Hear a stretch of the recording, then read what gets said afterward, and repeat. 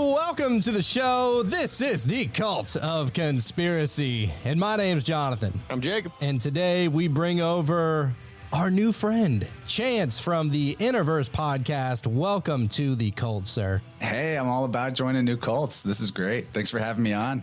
Well, this cult, you can join the cult as long as you have that third eye all the way open, and it seems like you do. Yeah, I put that in my show's description tagline too, but I say it's about prying open the third ear. The third like ear. That's the next level. After the third eye, you got to go to the third ear. Dude. Okay. The unheard audio of it all. See, I like this. It's next level. Like clairaudience, in a sense. Like the third eye is all about the unseen. The third ear is all about the unheard, bro. Those secret words that we ain't even never heard because we're humans and we don't even have the ears to hear, so to speak. So I like what you're putting down, big dog. Oh, yeah. Yeah, it could be about the inner voice. It could be about the heart because the word heart has ear right in the middle of it. Come on Lots now. of ways to think about it. Oh, that's wild. That is awesome. You know, I love just breaking down the words and stuff like that because, you know, I feel like so many languages are, it's interesting whenever you start looking at certain languages and then you can kind of see how they started to encode certain words in other words, that there's no coincidence that some words rhyme with other words, or you know what I mean? Like it's a very interesting thing to get into. But I mean, you're somebody who gets into the human energy field.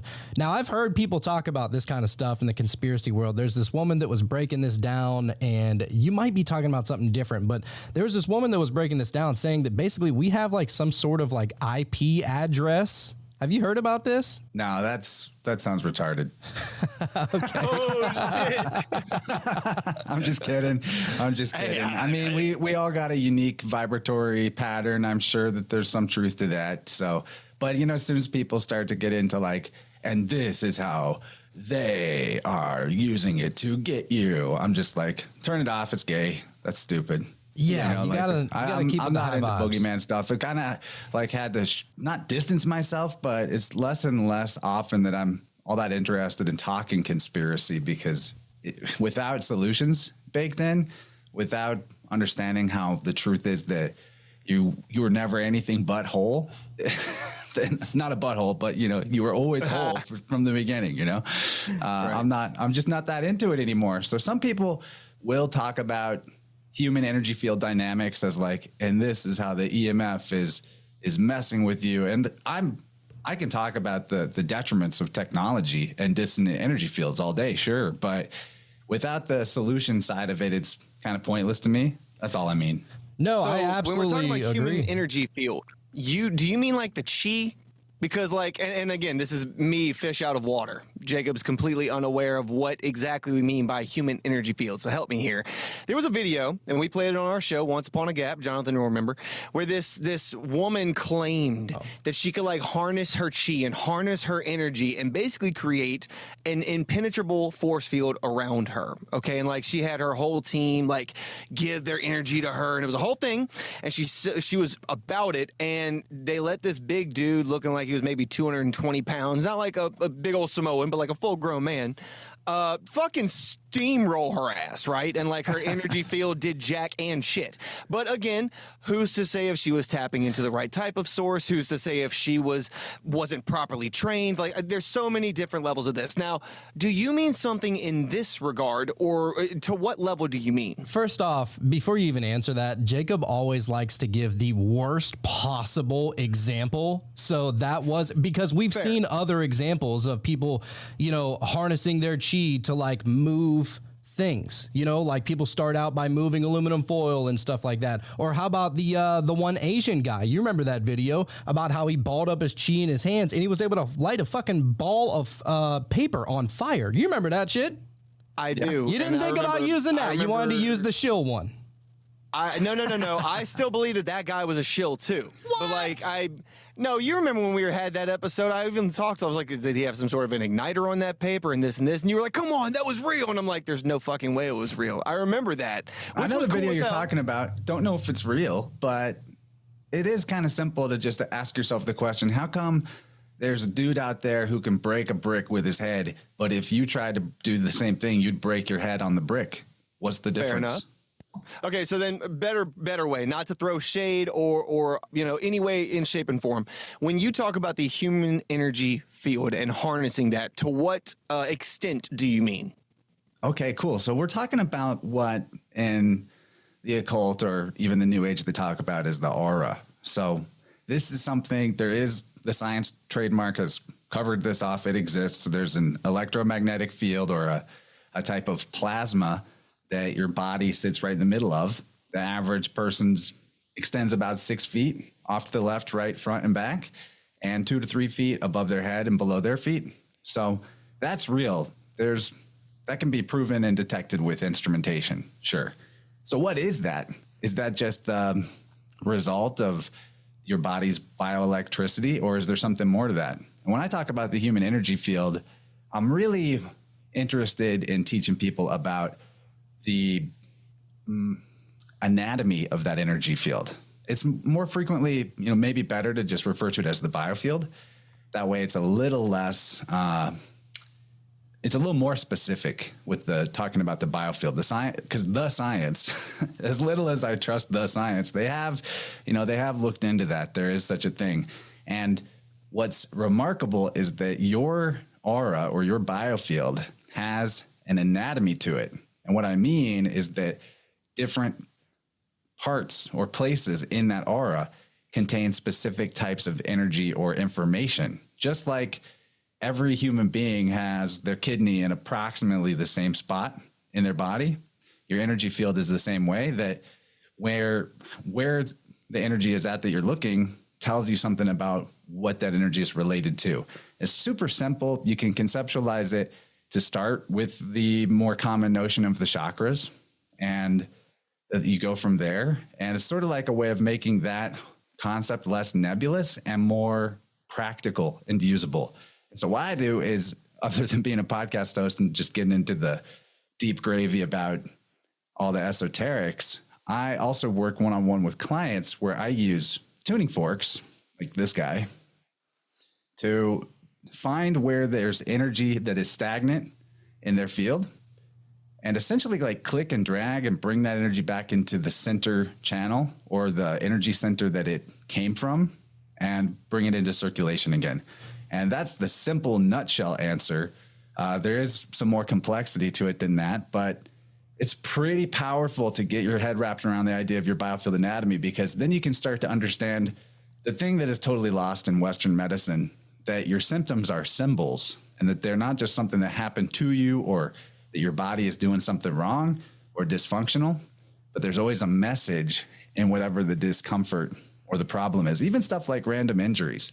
And whenever you know what correlates to what in your energy field, you can start to make progress to no longer have to have chronic repetition of a symptom, or even stuff like don't stub your toe all the time anymore. You've probably all gone through phases in life where it's like every day you're stubbing your same toe. Like, why is that? There's more to it than you're just careless. It's an energy thing. And this field is also your mind. Your mind is not in your body is in your mind. That's sort of like, occultism square one, but it is a fact. That is demonstrably so. I've done hundreds of tunings with clients and shown them that their body is actually in their mind, because after a session, there could be an acute problem where there's a distortion or dysfunction in the body, and we correct it on the mental level. And then that distortion or dysfunction in the body also corrects, like, rapidly. So we could get into examples of that. We could get into more specifics about what is where in the biofield. I mean, there's a lot to go on with this topic. It's super deep, but it's something I'm passionate about, because I think it's like our human birthright to understand how this stuff works. And it's not as complicated as it might seem on the surface. Yeah, it's very interesting. I've always been interested in this kind of thing because I'm somebody, and I know that there's probably going to be a lot of cult members that are going to listen to the show and be like, this seems like a meta mystery show. And it is, but I think it's very important to get it out to more people. I think that it's very it's something that we could all really use, even if you're not going to use it. I mean, it's good to be aware of this kind of thing whenever you're talking about your biofield that is constantly surrounding you, and maybe you want to look at it like it's your chakra system or whatever. But it is interesting, like when you're talking about your so essentially, it's kind of like an aura, right? Yep, it's the same concept. It's just taking that from being sort of just a mysterious, subtle glow that some people can see and bring it into a very practical language that allows you to essentially communicate with the intelligence of your body. And that's the big picture here, is that your body being in your mind, well, then that means that it's made out of the same mind stuff that all the rest of the universe is made out of, that matter does not create consciousness, but that matter is something in consciousness. And that's super important to flip around for people that are trapped in a materialist paradigm. I don't think that an audience like this is going to have difficulty with that idea. So we go from there, understanding that your body is made out of, or an object in this unified field of consciousness that is the whole total reality. Then all of a sudden that means, well, whatever it is that your body is emergent out of is part of this whole. And so as an intelligent network that your body is, it actually knows stuff that you don't know with your conscious mind. And that's a pretty amazing thing. And there's different ways for different people, I think, based on what you call your human design.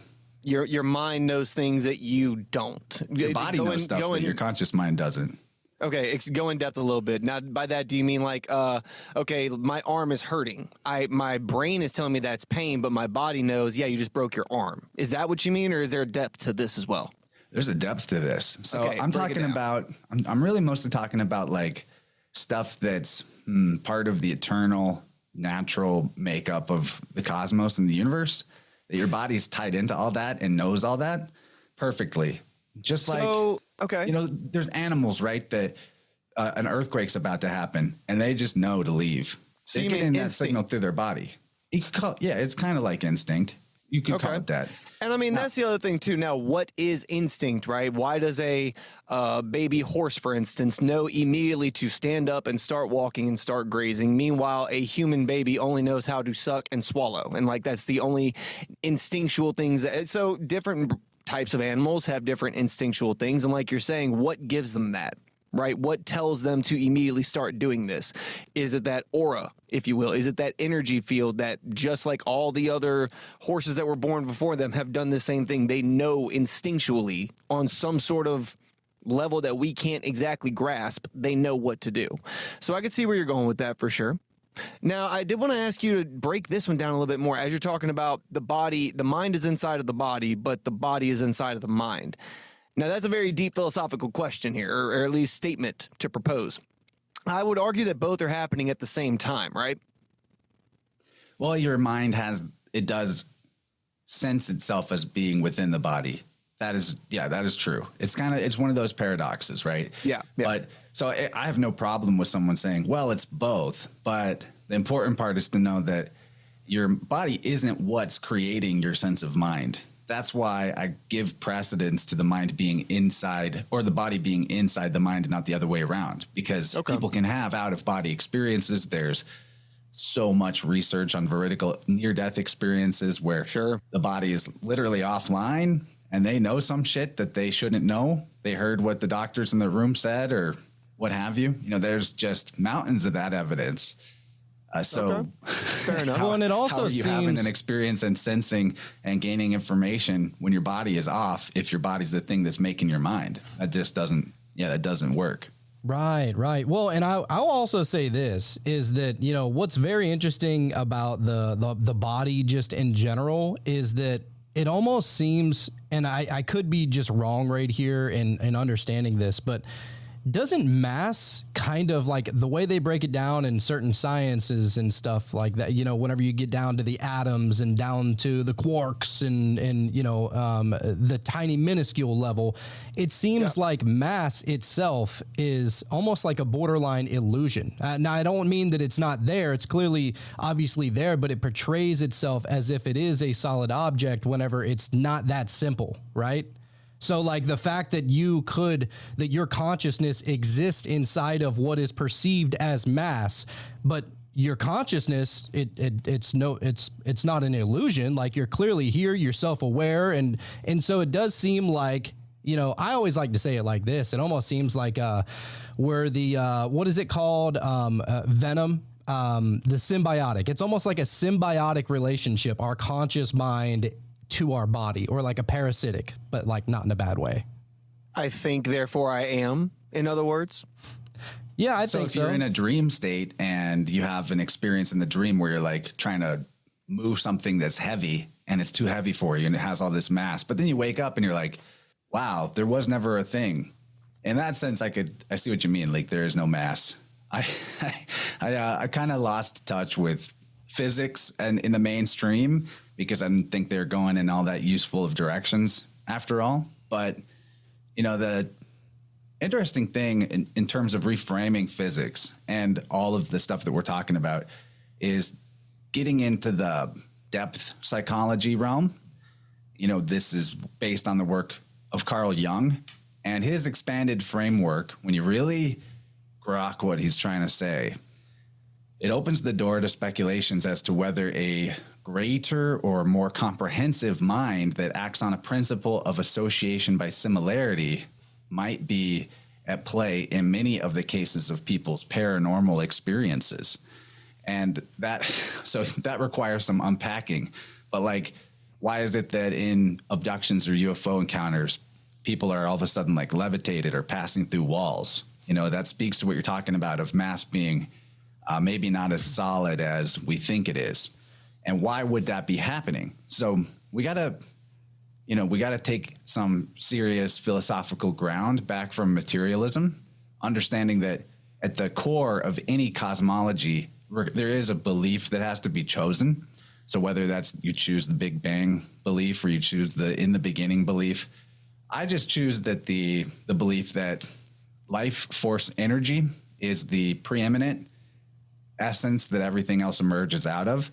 It's the thing that is mistaken as a sort of medium by people that propose ether as a form of physics, where I just back it up and say, hey, your life force energy is synonymous with your consciousness or your mind, and that everything is emergent out of that life force energy, that there is no, because it is the thing that is before time and space, and time and space emerge out of it. That means that there's no separation between the unified field of life force energy. So your body as a vessel or an expression of it, the animating principle to that body is not in any way separate or lesser than the animating principle of the whole cosmos. And that's why your body has these things that you would call instincts, or this deep ability to just know information. And we can get into that about how that it comes into play for people that, like myself, do biofield tuning and are able to know stuff about their client that they have no real way of knowing. But it's not like a magic trick. It's like there's a framework to access that information, and that framework is essentially the very field, the energy field of the other person and of the practitioner themselves. But just to reiterate what I'm getting into, if our psyches contain obfuscated layers like an unconscious, then the manifestations of reality should also contain these type of layers. And that's where you get into like the ideas of parallel universes or other dimensions or people's, especially contact experiences.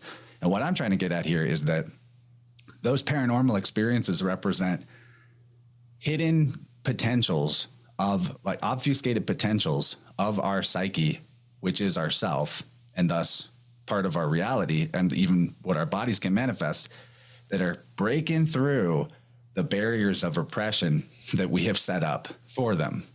And I think a good example of this is getting into, I just had a guest on my podcast named Keith Thompson. He wrote a great book called The UFO Paradox. And he was describing one of the authors that he researched and the work that he included in the book about this author who was researching human superpowers, like uncommon manifestations of superpowers. And the guy was interviewing a bunch of athletes. They're all kind of hanging around, like high performer professional athletes. They're hanging around, having some beers, having a good time. He starts to draw out stories from them, like a quarterback who says, you know, when I'm in the zone and the ball gets snapped to me, the play may only take 3 or 4 seconds and it's over. But sometimes I get into this state where it feels like I have 3 or 4 minutes to make the play. And I'm taking that guy at his word, because I've had experiences myself where there's like a time dilation effect, and all of a sudden I'm in a moment for as long as I want to be in that moment. I have no control over that. It's still repressed for me too, but it's something that, at least in my experience, that potential is real. And dude, time is absolutely relative. I know guys that when they were overseas, they got in a firefight. Now this firefight may have only actually lasted 3 minutes. Okay. But they felt like they were locked in for an hour, because of the amount of stress and anxiety and this and hyper focus and every little you are like super dialed into, and like absolutely right. Time is absolutely relative to the person. Dude, and I used to, like, I played football for a long time. I played middle linebacker, and there were definitely games that I was off. You know what I mean? Like, I couldn't make a tackle. I couldn't make a read on the quarterback. I missed my, whatever I was trying to do, whatever position on the field I was covering, or if I was going to blitz or whatever, right? Like, you have those off days. But my God, those on days are so ridiculously awesome. Like, there's been plenty of games where I feel like I literally couldn't have been stopped. And I'm not like trying to suck my own dick here or anything, but I think that once you get into that zone, it's almost unfair to everybody else. Like, you almost start to feel bad because you are just wiping the floor with whoever is in your way. It is actually like, I start to feel a little empathetic, but at the same time, I'm like, fuck you, get out of my way. I'm getting you, or whoever, running back, quarterback, receiver, it doesn't matter. Anybody can get this smoke, but it does feel like a fucking tunnel, and almost any action that anybody else takes, it's irrelevant, because you know you're going to make the play. And dude, there's something really special and magical about being in the zone. I know exactly that feeling, dude. Yeah, that's my entire purpose with the stuff I do online and with my podcast is I want it for myself, and I want to model and teach the ways that we can be in that flow state of perpetual synchronicity as, permanently as possible, or as much of the time as possible. So in the realm of physics, I do kind of like Bernardo Kastrup. I don't like his politics. He went full retard on cooties and all that, but he did write some great books about idealism as a philosophy and what it means to start reworking our physics out of the materialism model. And he says, if, as depth psychology has discovered, that the psyche is layered in realms ranging from ego consciousness to the collective unconscious, then so is the world. Crucially, the ultimate map of nature may be the map of the psyche as uncovered by depth psychology. As such, depth psychology may take precedence over physics as conceived in materialist terms as a description of the universe. So take that. He's talking about Jung, and Jung says the greater part of the soul exists outside the body. And everything in his work suggests that the meaningful coincidences that he calls synchronicity of events that are separated by time or space are happenings that suggest secret symmetries between consciousness and matter. Now that's really something. We're now bringing this back to the context of the human energy field. The human energy field is a map of your psyche when you understand the anatomy of it. This gets way bigger than just a technique or a modality that allow people to heal their trauma, heal their body, and overcome stuff that's been chronic and problematic that they thought was permanent, whether in their personality or in the repetition of certain negative experiences in their life or in a physical injury or disease.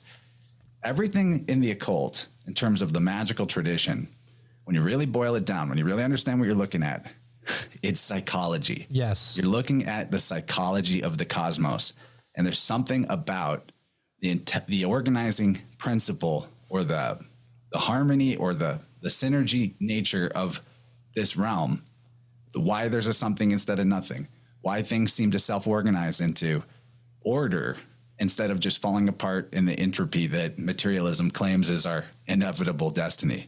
Well, that's not really true, because you can take the best example I love is that you can take a bunch of metronomes and set them off in a room together at different speeds, and you come back later and they're all in sync with each other. How's that work? You know, why is there why do ecosystems organize themselves into a balance and harmony of their own accord? There's some principle in the universal mind that will entrain to coherence and harmony and pattern, and it will eventually reduce and eliminate dissonance and non-harmonic patterns or imbalance. There's something about the nature of the universe that imbalance inevitably dies. And everything that leads our body to disease and poor health and eventually death is a form of imbalance. So that's like it's part of the deal. So we understand that the occult and magical practices are rooted in systems of correspondence. Well, those systems of correspondence are a form of order, imposing of order potentially. Maybe it's there, maybe it's not. But that's the nature of intelligence as a creative and generative force, is that it's rooted in these systems of correspondence.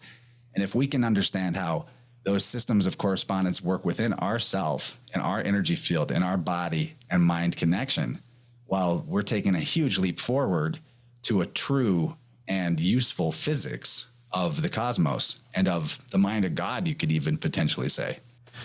Dude, I love everything that you're saying. This is so awesome. And as far as like the synchronized stuff, like, dude, have you ever seen that video of this person? They put like 3 or 4 grandfather clocks? Yeah, grandfather clocks in a room, and they were all like off. None of the pendulums were swinging, you know, at the same beat or anything. But after just a couple of minutes, dude, they sync up and they don't unsync. Like, it is the craziest That's thing. what I'm talking about. I've never seen that, but that's exactly what I'm talking about. That's baked in. That's part of this world. Dude, there's just something absolutely special here. Like, and that's why I created Meta Mysteries podcast in the first place, because, and you know, just like how you were saying earlier, I know some people may not want to get into conspiracies because then it, you know, it brings a lot of fear and stuff like that. And that's not really what we try to do. We just try to make everybody aware. However, I love looking into conspiracies. I've gotten a little sick of truth or culture in the aggregate. That's all. No, I can definitely get behind that. There are some people that take themselves way too serious. I'm 100% on board there with you. But that being said, like, I think that a lot of the reason why you even get into conspiracies anyway is to kind of shatter the illusion of the world that you thought it was.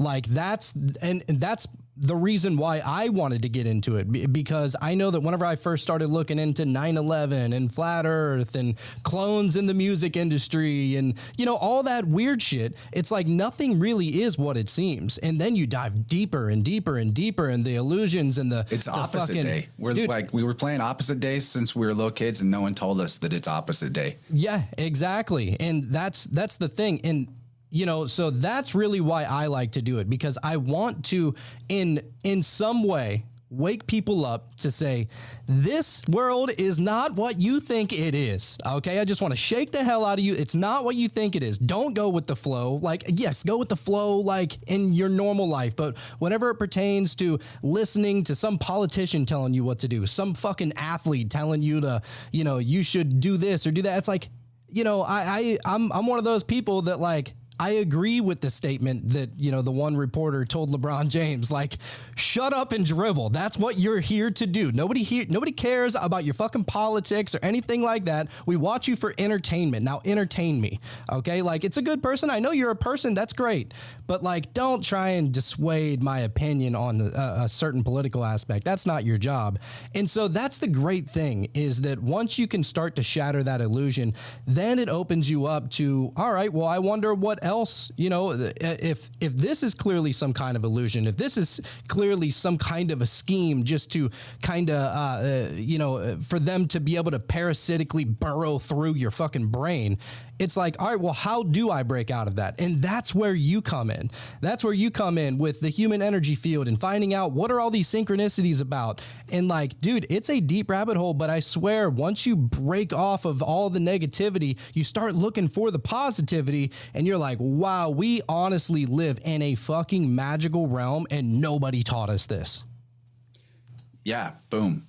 So what you're saying, getting to that place that you're laying out, and what I'm trying to help people see too, is that everything in life is a conspiracy to your benefit.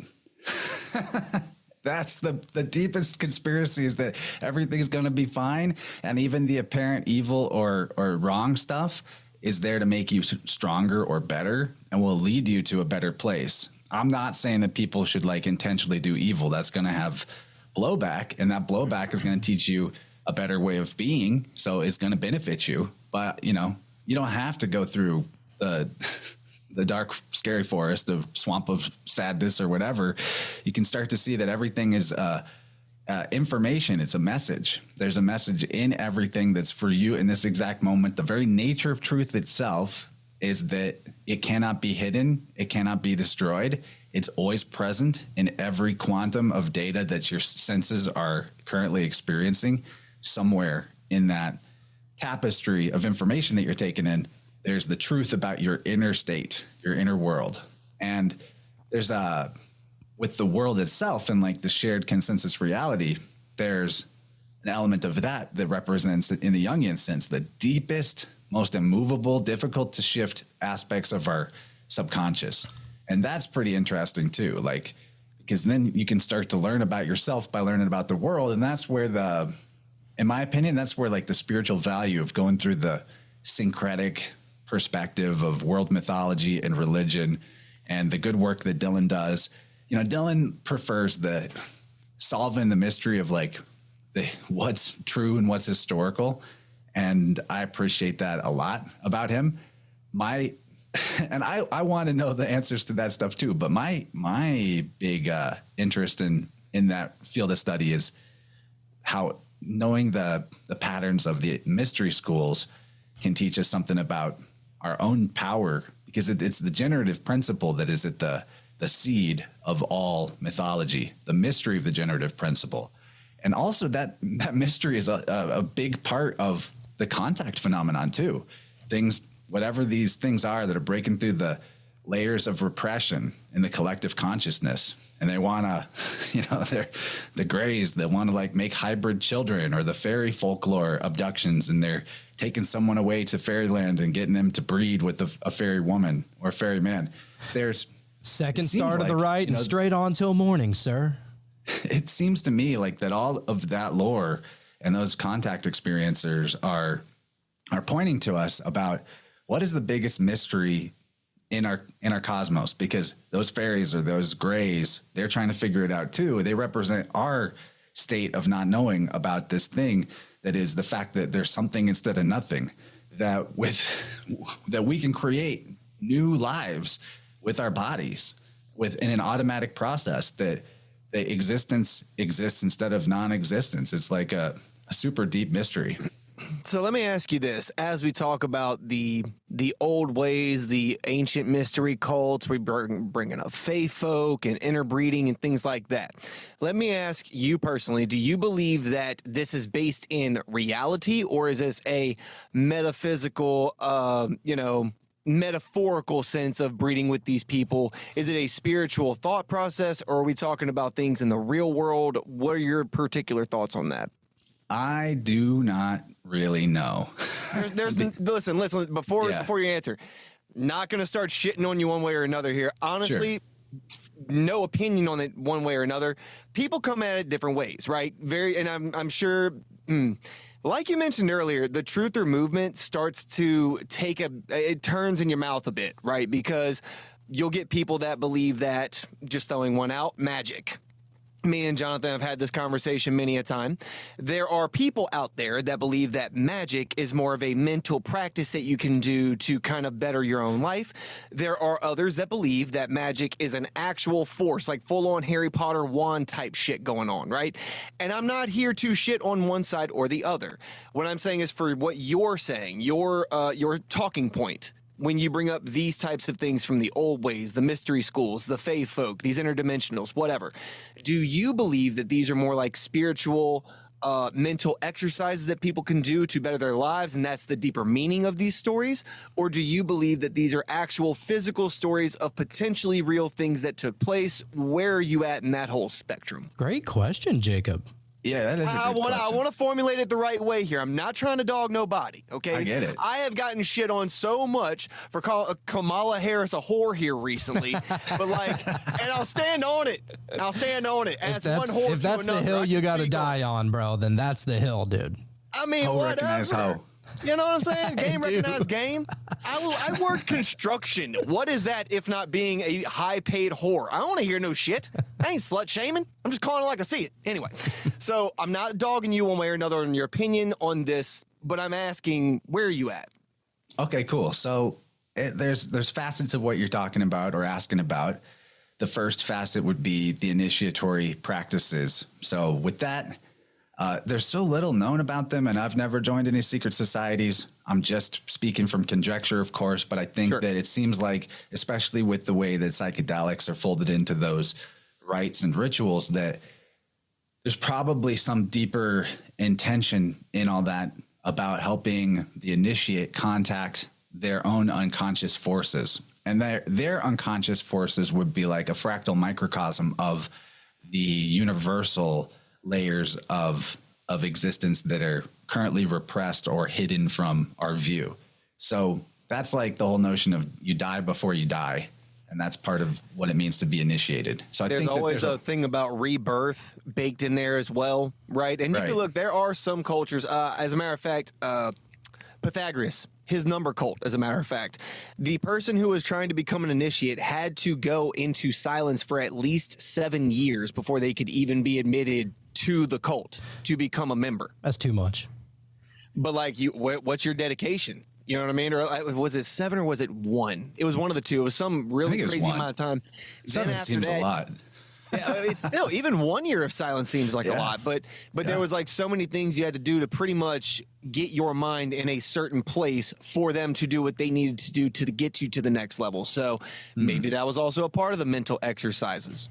I love what you're saying though, Chance, about the whole like maybe it's kind of a initiatory process, that it's really kind of happening on a personal level, because over on Meta Mysteries, dude, we do meditations every single episode, and a lot of times we do like these guided meditations, and they're always like real weird ones that you normally wouldn't meditate to, not regularly.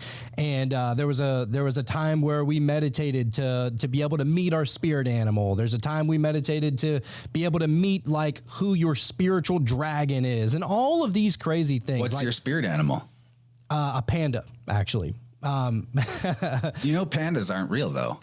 I mean, I've heard that, that they only exist in China, and there's not really a big record dating all the way back. It is a very interesting topic, but like, just see Owen Benjamin about that subject. I love Owen Benjamin. Hold the fuck on. What? Is this like a troll, or is this real life? No, it's not like a birds aren't real type of thing. It's like a real, real shit. Yeah. But pandas ain't real?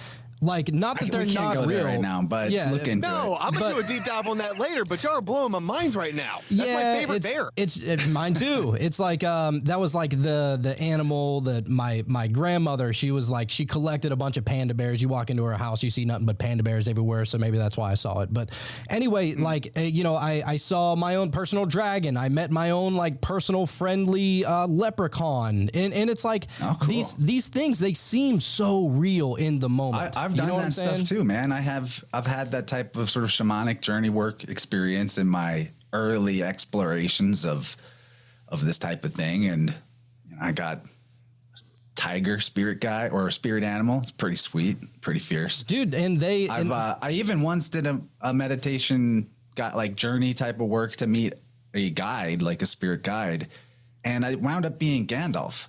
like the wizard Gandalf. There are worse things to be, bro. Sure. And then I came across a guy's NDE where instead of meeting like Jesus or another type of psychopomp figure, it was Gandalf that showed up to him. So that's really interesting because it brings in the concept of like egregors, and that Tulpas. Even fictional characters could have like a life in the collective psyche.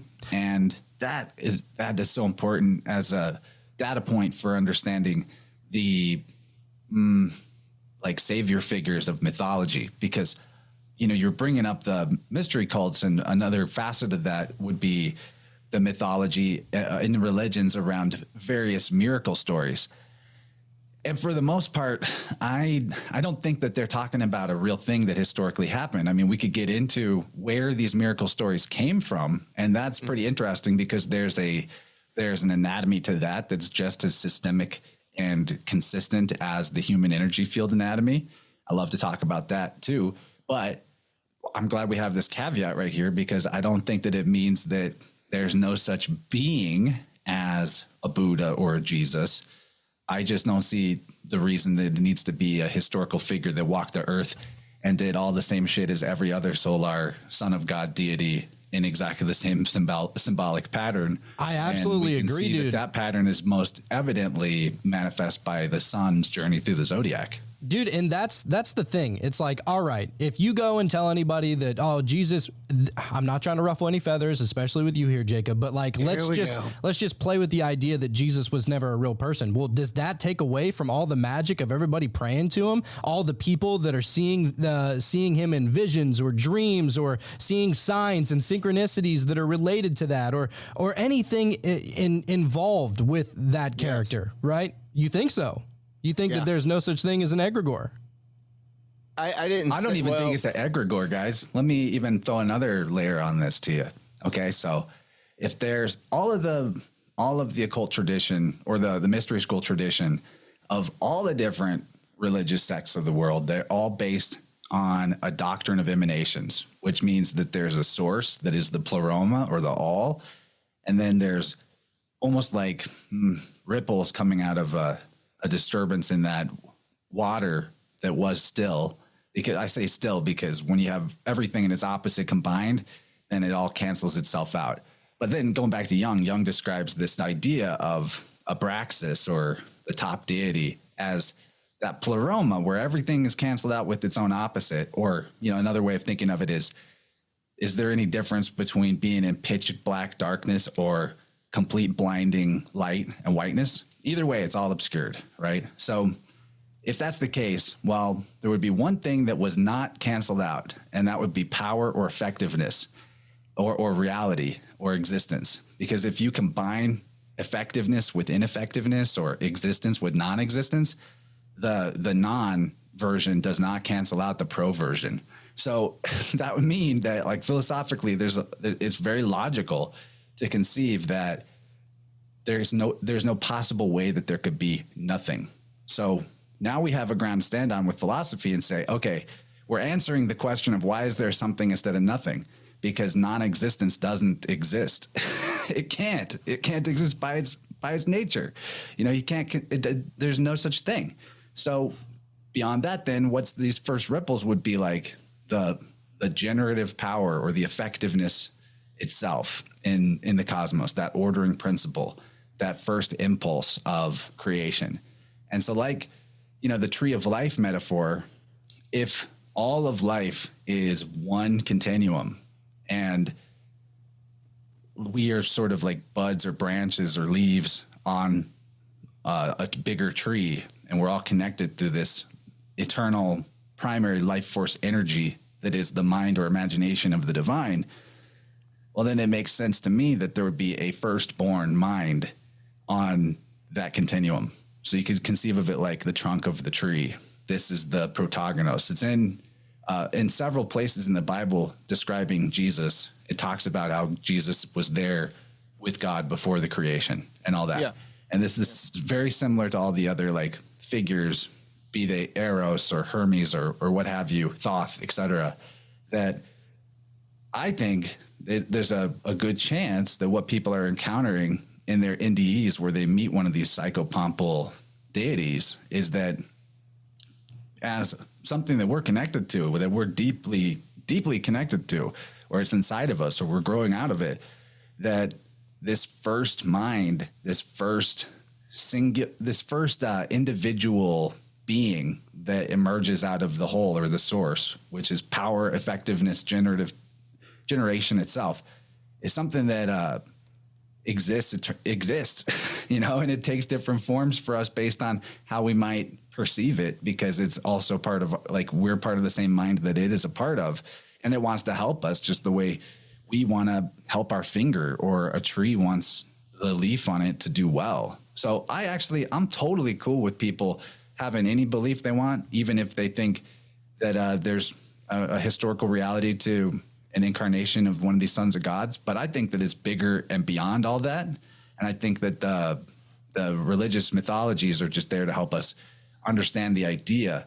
Like in an alchemical sense, you have the salt, sulfur, mercury, and the mercury is the solvent or the savior. That SALV, SOLV, it's the salve, it's the medicine. It's also philologically the same root as serp because of the LR interchange and the VBP interchange in alphabets. So that's the serpent of Genesis that gave humanity life by introducing both death and the erotic impulse to reproduce, because otherwise it would have been sterile, stagnant, eternally unchanging, no different than death or non-alive. So this Mercury figure is allegorized as an external savior to the people who are maybe new souls or the masses here.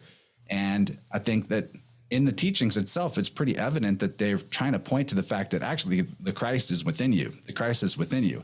That's what you're really trying to invoke and connect with.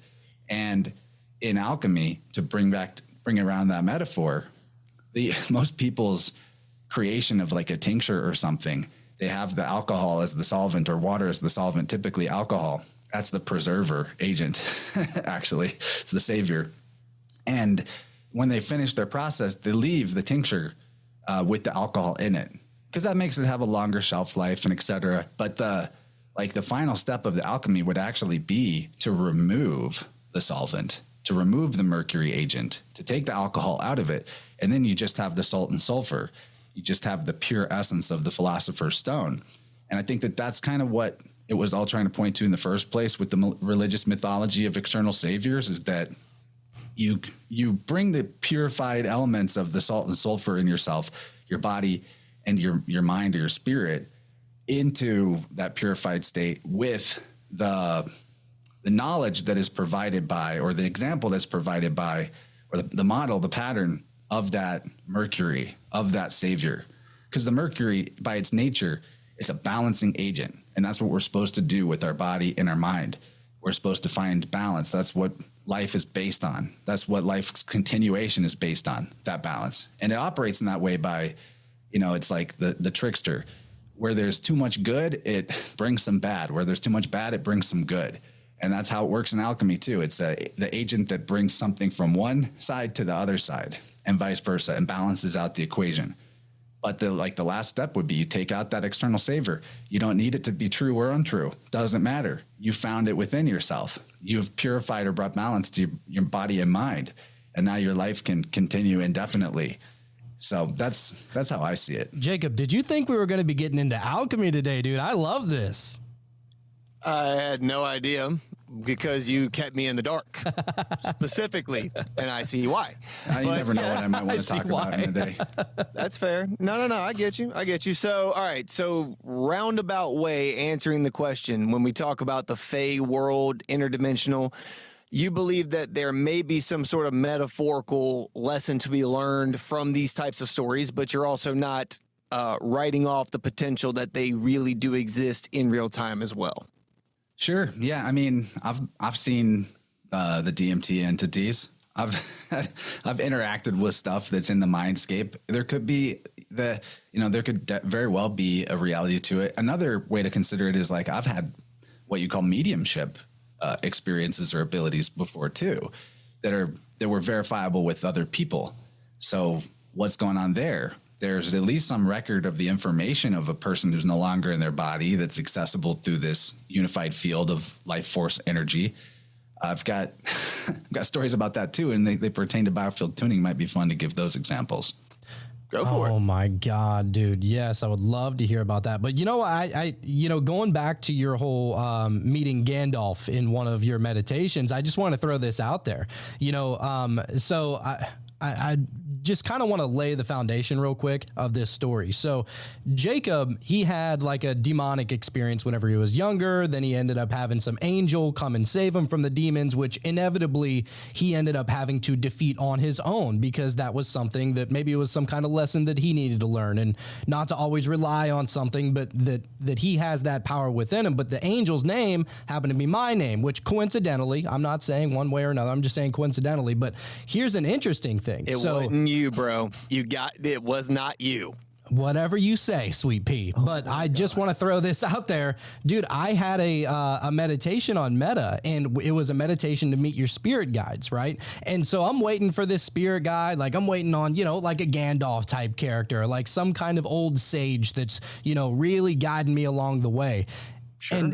And who else would come walking over that hill to present themselves to me other than Jacob? I'm searching for a spirit guide, somebody who is guiding me in this lifetime. And Jacob, with his big old bushy beard, comes across with a big ass cheese and smile and says, you didn't think it was going to be me, did you? And I was like, that's what you get, bitch. I said, well, hold on. Just because it looked like you and it had the same name doesn't mean that it was. I'm just kidding. I'm not going to be an asshole like that. I agree. Who knows? That might have been some other homeboy that just looks devilishly good looking. I don't know. Well, no, but I say that because, there are white guys with long beards. They all kind of look the same. I know. I'm skinny yeah. as a rail, dude. Yeah. But anyway, the reason why I wanted to say that is that the spiritual world, whatever you want to call it, the one in your mind, in the ether, of the universe, of the all, whatever you want to call it, it is so much different than this physical reality that we live in. Like, but they lay on top of each other. It's the whole as above, so below kind of axiom, right? It's like there are certain things that happen within that world that don't make sense in this world. And, I don't know. I love it. I love playing around with it. So yeah, I was as shocked as you were, Jacob, whenever you just heard that story, that you were my spirit guide.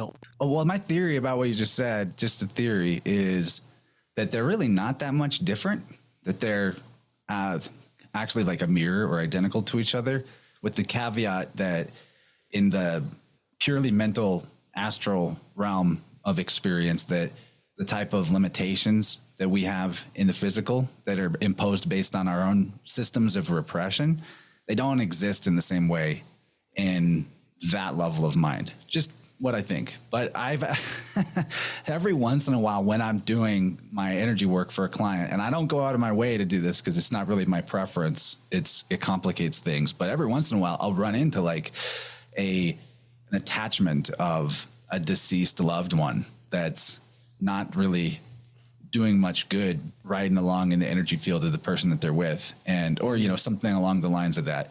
And I found the baggage, right? One of the most effective ways that I can like help those things move along into like the unified oneness or whatever is I invoke my buddy Gabriel, Slick Dissonant, my co-host on one of my shows, because something about his like his energy is just like super pure, loving, grateful witness, and I'll just bring in his like image in my mind and be like, will you see them out? Will you help them along? And he's like, yeah, buddy. And it works.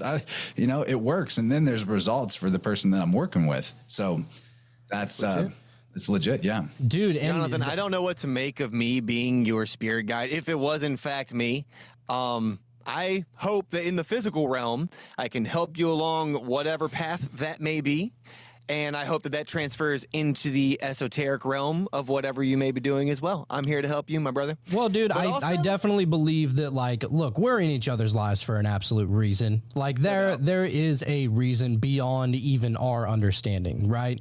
And I think all the relationships and all the friendships that you make all throughout your life, they're all very, like, they're not just supporting cast. Like, they are there for you in a weird way, if you look at it like that. I'm not trying to say that, like, you should make everything about you or whatever, but if you just say, like, it's not happening to me, it's happening for me kind of deal, then you're starting to look at everybody in that supporting cast around you like they have a bigger role, right? Like, and you start to become thankful for the role that they're playing. So, like, for example, we used to get into all of the weird spiritual woo-woo-ness on this show, and you eventually started getting burned the fuck out on it. You're like, dude, another woo-woo show, come on, I can't do it anymore, I'm just tired of it.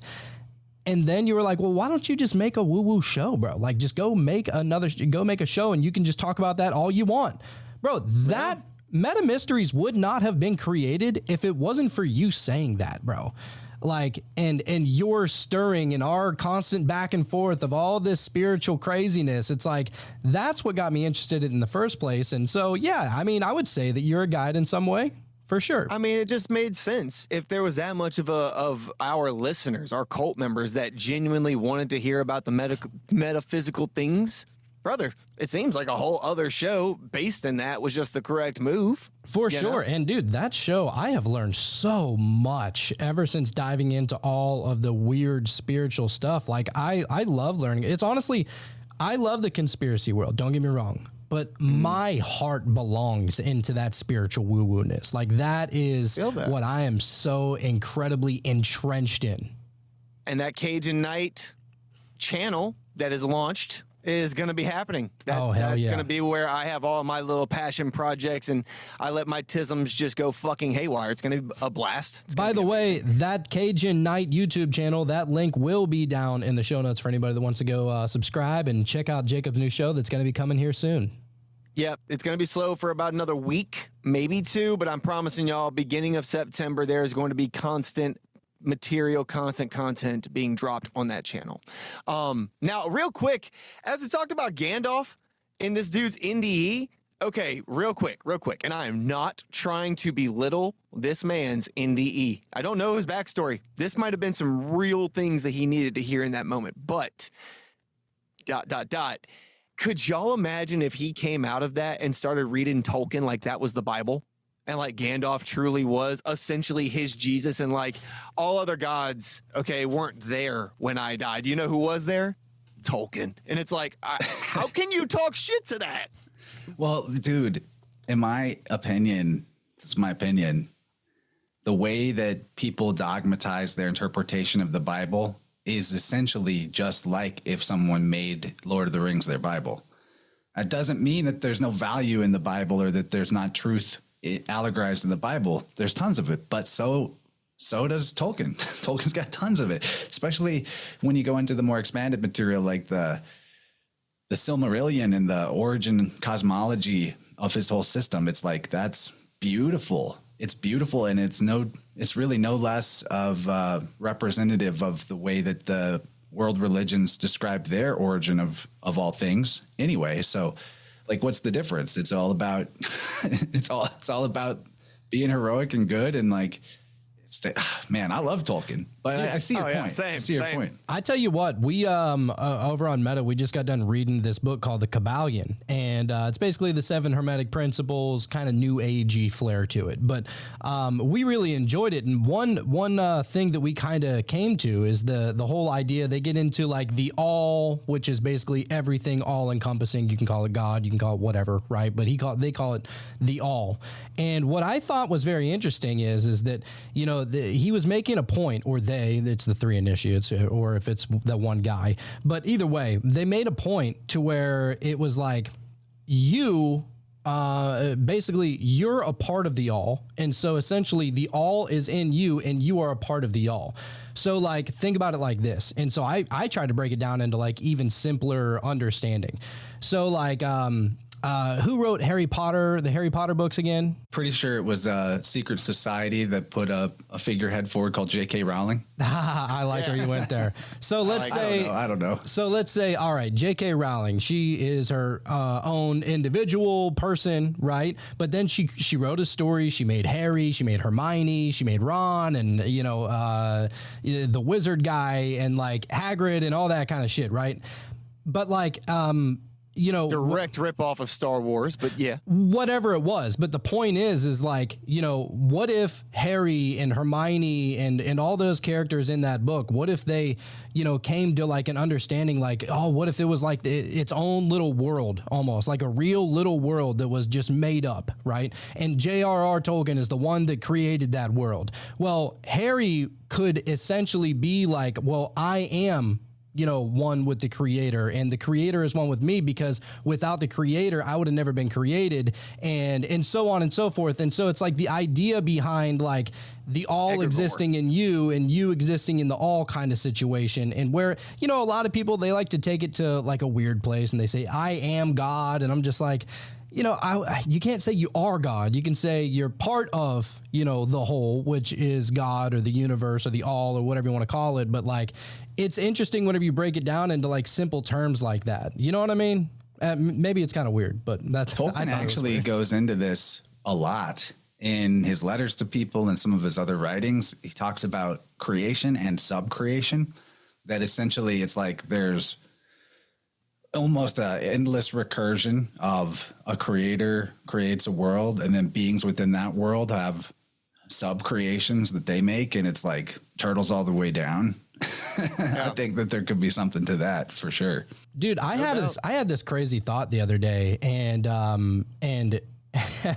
it's like, all right, so, we look around the world and we see like, the structure, the foundation of it is like, it's like too perfect for it not to be a creation, right? Like down to the DNA structure and the, nature itself and how it's always working together. And, like the sheer fact of like two people making love create a baby out of that. And it's like, it's almost too perfect whenever you really think about it. You know what I mean? And that's why so many people point to there being a creator, because there's clearly like a thumbprint there, right?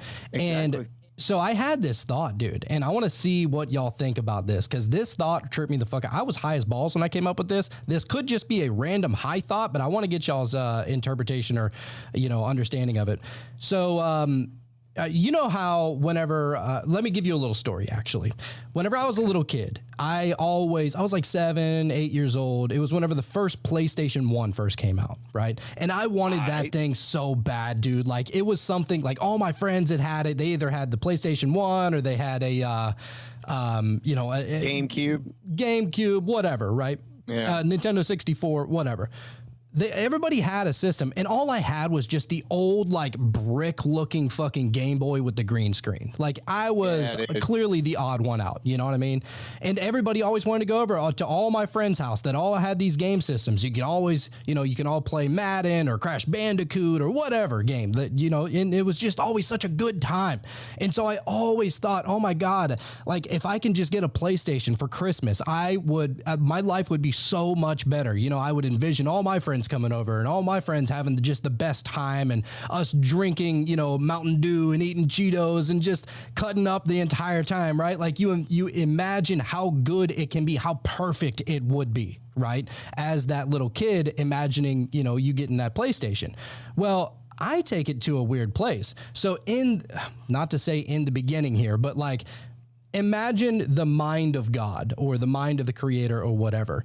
You got to imagine that before he created it, or it created whatever, this reality is, he thought about it, right? And so whenever he thinks about it, nobody thinks about something that they want really bad or that they want to create or whatever. Nobody thinks about the flaws that it would have. You would only imagine it at its perfected state. You know what I'm saying? So like if you imagine a human, or if you imagine a mountain, you imagine a tree, you imagine it in its perfected state, right? And that's including the DNA structure, including the fingerprints, including certain personalities and all that kind of stuff. And so I just, I got to thinking about that, and it's like, of course everything's perfect, because whenever you think about it or you fantasize about it, it's always perfect in your mind, But I also take that to mean that the creator, and to whatever flavor the people want to put that to, the group of creators, the unifying force that is the all, the whatever. I believe that entity did in fact think of all the flaws and the drawbacks and all of these things, and that's why everything plays out so perfectly. Because if it was done by any lesser of an entity, things wouldn't work as well as they do. The harmony wouldn't be what it is, you know? No, well, that's is the also point, why though. I worship that force in the way that I do, because I'm acknowledging whatever the hell that is so much more than what I am, but at the same time, we are connected to that thing. No, There's you're- multiple ways of breaking that down, but You're yeah. absolutely right that there are flaws, but because of those flaws, what makes it such a perfected thing. You know what I mean? There has to be that certain balance of dark and light, and you know the whole yin and yang. And so I do believe that even with all of our flaws and all of the world's flaws and everything like that, it is still perfect. I like that notion. I think that that's what, like, the inherent perfection in the reality is why divination can be effective. Like, you draw a tarot card with the pure intention of, like, it's going to teach me something about myself or this moment, and there is no mistake made. The wrong thing never happens. So you can get some kind of truth or information out of that. And that's what the whole, you know, Dylan was talking a lot about the priestcraft on the recent episode he did with y'all. And what he kept trying to point to how Astro-theology is the evidence of the priestcraft. And I want to get a little more granular about that.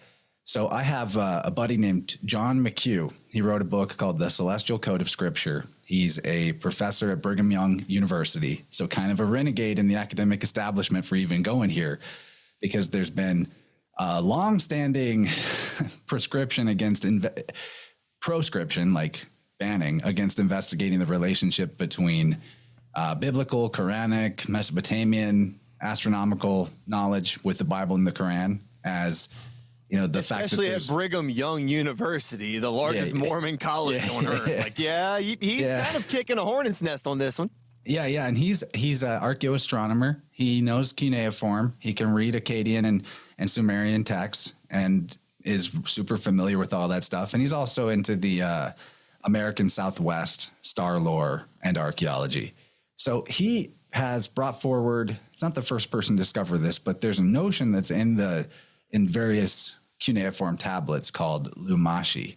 And Lumashi is it's a word that we don't have a word for in English, but it's essentially like, you could translate it as star scripture or star writing, constellation writing. And in the old, like, if this is really the oldest civilization that has text, so to speak. Yeah. So basically the notion is that the writing of the gods or of God is comprised of all the constellations and planets, their images, what they look like when you connect the dots, their titles, the individual name of the star, the individual name of the constellation, and most importantly, that wordplay that is encrypted within the constellations, images, titles, and star names was the source of religious revelation. So take a moment here and let's really unpack this and understand this. What the ancient Babylonian priesthood, and in my opinion, all the priesthoods that are after that or that were before that were contemporaneous with that they're what they considered to be revealed knowledge, or like what makes a scripture divinely inspired, was not that somebody had like a phone call to God and God told them, all right, these are the words to use. No, the words of God are in the sky, in the stars. And let's think about that from the context of the deepest, most permanent layers and eternal layers of our psyche are in the physical world. And the sky is the one part of the physical world that we all share and that can be seen kind of in its totality all at once. So it's super reasonable to think of the sky as being a conduit to truth, almost like an internet to the collective unconscious, a way of deriving information. So they would look at images and then they would arrange things with puns or homonyms or synonyms, or the way that it's called in one language versus in another language. And in this book, Celestial Code of Scripture, he goes through various miracle stories of the Bible and the Quran and some of like Greek mythology, Mesopotamian mythology. And he shows that word for word, the exact language used in the scripture appears in the stellar tableau that is a particular segment of the sky that's visible at the same time as each other. That a name for one star might have a homonym that means another word too. And you can literally derive all of the text that is then transcribed and written down by a human hand from this wordplay, the hidden words. Like the cuneiform says, the hidden words are the secrets of the gods. And this is where they're getting their scriptures from. This is why the scriptures all have these similar patterns from place to place. There might be something about cultural diffusion with that, and there might be something about a deep level of the psyche that is expressed through all human beings. So we could get into some examples of that. It gets a little granular, but essentially to understand that your scriptures come from wordplay derived by people who are literate in star lore from looking at the sky. And a good example of that would be like the manger story, for example. There's Cancer has a star in it that is the same word as like manger or stable, the Cancer constellation. Right next to it is the Leo constellation. It's got Regulus in it. The name of Regulus was Sharu in the Babylonian Akkadian text. And that word could mean either child or it could mean king. And you go on and on from there, but like next door to that is Virgo, the Virgin Mother. And then that's the Mother Mary giving birth to the king child. And I'm only able to grab a few details off of the top of my head about this, but you go into this dude's book and you can see that it's not just a few details. It's like every single part of the story. Like the name for the Aquila constellation, which is part of modern day Scorpio, that's right there in the same stellar tableau, is Eru in the Babylonian. And that's a word that means pregnant. So you have the virgin, and then you have the pregnant, the word pregnant. You have the child, who's also the king, and you have the manger, and it's all right there in one big picture story. And they're getting every word of the story from that. And that's why you have, and there's interpretative differences, of course. And that's why you have like the nativity story of Jesus being told in Matthew and in Luke, and there's different details in each, and some of the details are even completely contradictory. Why would that be? If we're supposedly getting a historical record, okay. Well, I don't want to argue that point. No. That's not an argument. They are different. They are written differently for a specific purpose. People use that as a way to point out fallacies of the Bible, but it's like, no, you have to look at, as I always say, the context, the time, the place, and the audience. Who is the intended audience? Is this meant for the entire world to take to heart? Was this written to the church of Corinth, specifically to the congregation of Corinth? And we should make sure that we understand that that's supposed to be applied to them because of some shit going on at that church at that day and time. So when we look at the Gospels and the accounts of Jesus, one was written to the Romans, one was written to the Jews, one was written to the Gentiles, and one was written to converts. There's a reason why all of these have different meanings behind them. Why was he wearing clothes of different colors for each of these at the exact same story? There's reasons. That doesn't take away from what happened. That doesn't mean that what Jesus did when he went to that city was a lie because this book said red, this book said purple. No, he went to the city and did this. Maybe to the audience, him wearing red would signify something and be like, oh, okay, I see what you mean. In this other culture, purple would mean something. Oh, shit, I see what you mean. There's reasons for that. But that's not contradictory. But I have seen those arguments made, and I get it. Usually whenever I'm talking to people about the historical references of the Bible, I usually tell them to put Jesus on the back burner because his entire life, start to finish, is like miraculous and therefore unexplainable. So like in that sense, that kind of goes against the ethos of it. I do make mention of the historical like notes of him living and existing, but and usually when you look at the like you're talking about the gods and how they all have, similar features. They all have stars attributed to them. Yes, I agree 100%. Pretty much every pagan religion on earth has done that in some way, shape, or form. This star means this. It has these attributes. This god or goddess. There's usually some form of sun worship as a masculine, moon worship as a feminine. There's always a story of a virgin birth. There's always a story of a death and resurrection. Typically 3 days or 3 in some way comes into play with that. That's a big one. Jesus is taken away to Egypt to a town called Mathura, which is the exact same name as the town where Krishna is raised, and all the other zillion parallels between their lives, because they're coming from the same text, which is the stars. But we don't have to go into this if you'd rather. But there's no record of Jesus your going opinion to Egypt. be the one that we talk about than what I want to say about it. We can talk more about other stuff. But this is the book. This is the book where the information I'm describing largely comes from, Celestial Code of Scripture. Super good read, all into the granular nitty-gritty details, like why did Samson kill 1,000 Philistines with the jawbone of an ass? Like, that's a really weird detail.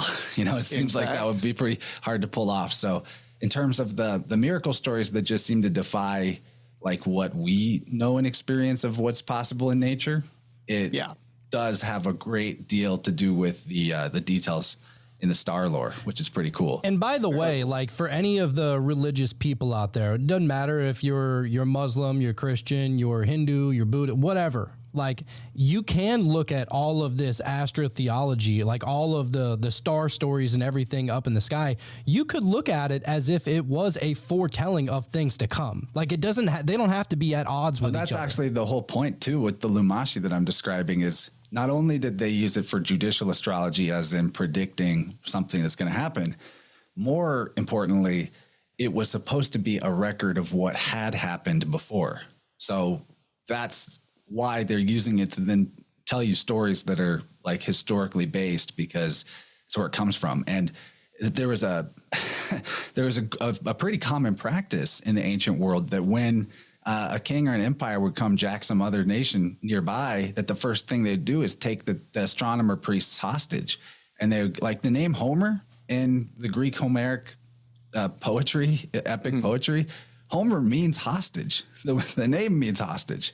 So they grab they grab the astronomer priest and they say, all right, you guys want to live and just keep crushing as a part of our empire. All you got to do is come up with a history of our kingdom or our empire that justifies its existence into the very origins of the earth, and gives us the validity that we seek. And then you can just keep doing what you do and having fun with your little synchronistic stuff that you guys get into. As long as you just keep cranking out stories that justify our empire, we're good.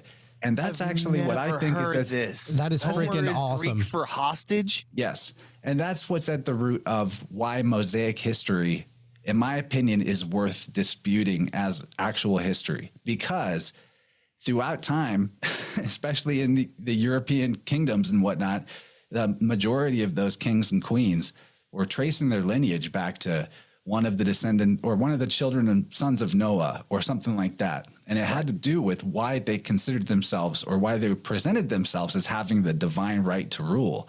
When, in my opinion, that's based on some mythology shit that was crafted to give them that divine right to rule. And without those pins in the, holding it all together, then maybe the Vatican doesn't hold up the way it's currently holding up, or things of that nature. Like, I don't think it would be as devastating to the world authority systems today if this information got out. But there's a time where you bet your ass that there's a reason why they're putting guys like the Reverend Robert Taylor into jail for describing the mechanics of the priesthood and the astro-theology behind it, and all of the historical problems with the details in the Bible.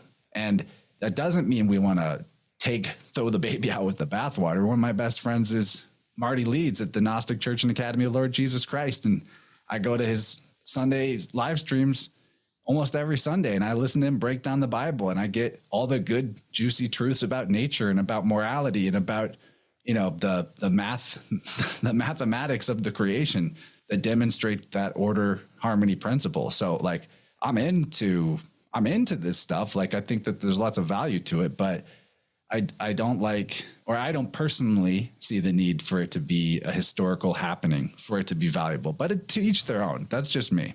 Dude, I tell you what, like I'm one of those kids. I grew up always like fantasizing about the magical world in a sense, right? Like my favorite movies growing up were Matilda and, you know, Hook with Peter Pan and shit like that. So I always love, and you know, we're Disney babies, bro. Like Disney was huge whenever we were young.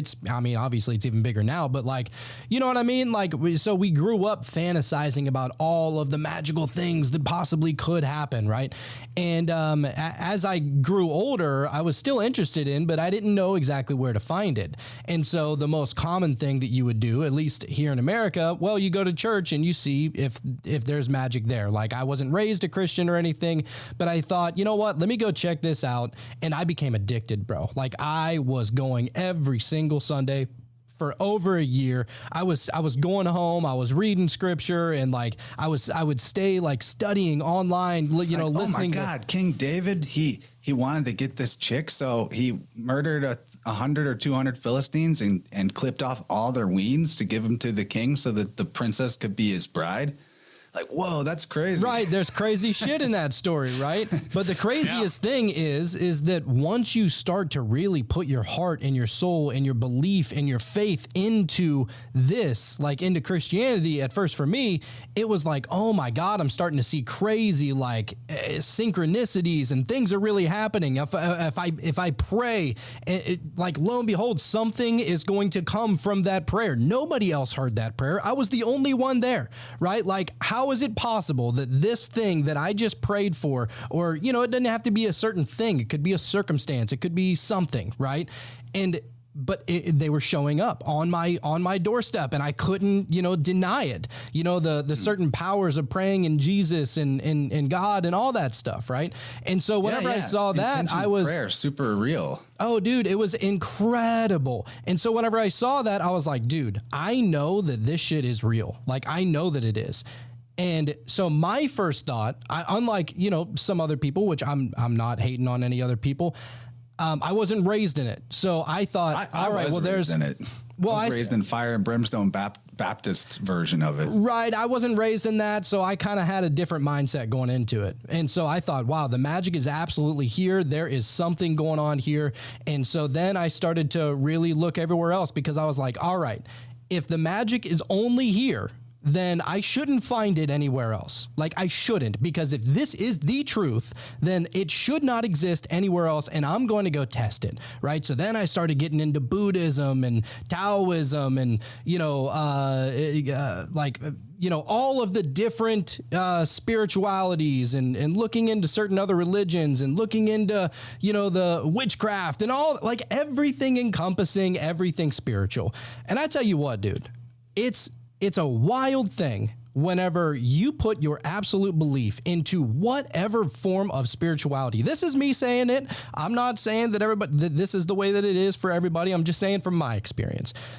What I found from my experience is that whenever you put your heart and your soul and your absolute belief and total faith into something, the magic exists right there. It doesn't necessarily need to be behind some sort of, I hate to put it like this, but like behind some sort of paywall or some sort of object or some sort of story or something like that. I see the same crazy synchronicities, you know, in my daily life with certain numbers every day, or, you know, through tarot readings, through my past life regressions that I give to certain clients. And like, the magic is all over the place. But the crazy thing is that it's not out there, dude. It's always in you. That's where it comes from. You are the fucking power generator for it. And that's why I love looking into all this. And that's also why I've decided to really, you know, because I was really coming hard at you, Jacob, and I do feel so sorry about that, dude, all the times that I shit on Christianity, because I get it. Like, I totally get it, because I forgot where my roots were, bro. If it wasn't for Christianity, I wouldn't have gone down this path in the first place. And so I'm obviously thankful for that. And, you know, it's just an amazing life that you live in whenever you come to the understanding that, like, this realm is so beyond magical that you feel bad for people who can't see it. You know, that's my understanding of it anyway. I want to throw on the fire too a little bit about alphabets, language, philology, because I think that once you have those glasses, you never unsee what you start to see. And it helps point you to the idea of the logos or the word, that this reality is constructed out of a type of language. And I mean, like, it's always in communication with us too. So I kind of jokingly brought up King David and all the dicks that he clipped in that one Old Testament story. But I believe that to actually be a true story. Now, sure. I don't believe every Old Testament story to be true to form as it's written, but certain ones I do believe there actually is probably a historical precedent and a kernel of truth to. But anyway, Modern day Tim Tebow. You know what the ancient Germanic people called themselves, right? The Teutanes. Yeah. And it starts with the Teuts, essentially. Okay. Then you have, what was one of the names of Thoth was also Teut. And that word, Teut and Thoth, can actually be the same thing, because in Philology, vowels are pretty much interchangeable. Just look at how a northerner and a southerner might say the same word, and it's spelled the same way, but their vowel part can be wildly different. So that's rule number one. Language does that. It has no vowels. It's all like inferred vowel noises, which the priestly language is like that. Yeah, and then you also need to understand some of the rules of consonants that can swap with each other, whether it's because they have a similar sound or because they're letters that from one alphabet to another actually change or interchange. So an example of that is with Thoth, the T or TH can be interchangeable, like Thoth, and then that O sound becoming more of an A sound goes from Thoth to Teut. Same word for the same guy. Now think about the letter T and how close it is to the letter D in the way that we speak. And philologically speaking, T and D interchange all the time. So I'm in Louisiana. We literally have who dat instead of who that. I feel that 100%. It's real. It's a real thing. And so you can use these letter swaps to investigate a word and get a better idea of what that word is. So now let's go back to King David. D becoming T, the V, because it's just dalet, vav, dalet in the Hebrew. The D becoming a T, the V, the vav, can easily be a U sound. All the time it happens. But the vav is a vav. The U sound would be inference between the consonants, though, wouldn't it? Vav can be is transliterated all the time as a U, or sometimes even a W, sometimes even other vowels. But most commonly, it's a V, a B, or a U. It can be a B as well. This is real. Look it up. This is how. I mean, if you really think about it, like the Vedics and all that kind of stuff. I'm sorry, I just want to throw this out there, but like the Vedics and all that stuff, they don't have a W, they just have a V, right? But then you look at our W, it's a double U. You know what I'm saying? Like, so the idea that that's called a double V in French and Spanish, that's called a double V. We're the only ones calling it a double U. Well, the Vedic example is interesting because for them, between Latin and Sanskrit, the W and M can interchange. And that gets really interesting because now you see words like mind and wind being philologically related to each other. And in the mythos, that's actually a big deal. The divine wind was the mind of God. It's a thing, but moving upon the face of the waters and all that. But going back to David, just to finish this example, D becomes T, V becomes U, and the other D becomes a T. So David is philologically the same King spelling Tut. As Teut or King Tut. Tut, exactly, same thing. So this is, and it's Thoth. It's Thoth as well. And there's a bunch of other examples of that T, TVT, TUT, yada, yada. It goes on and on. So the Teutanes, they're of David, the race of David, the Germanic people. You could say that. So these are the things that you start to be able to see, like putting on the they live glasses when you know some of the simple letter swaps that go on. V to B is a big one.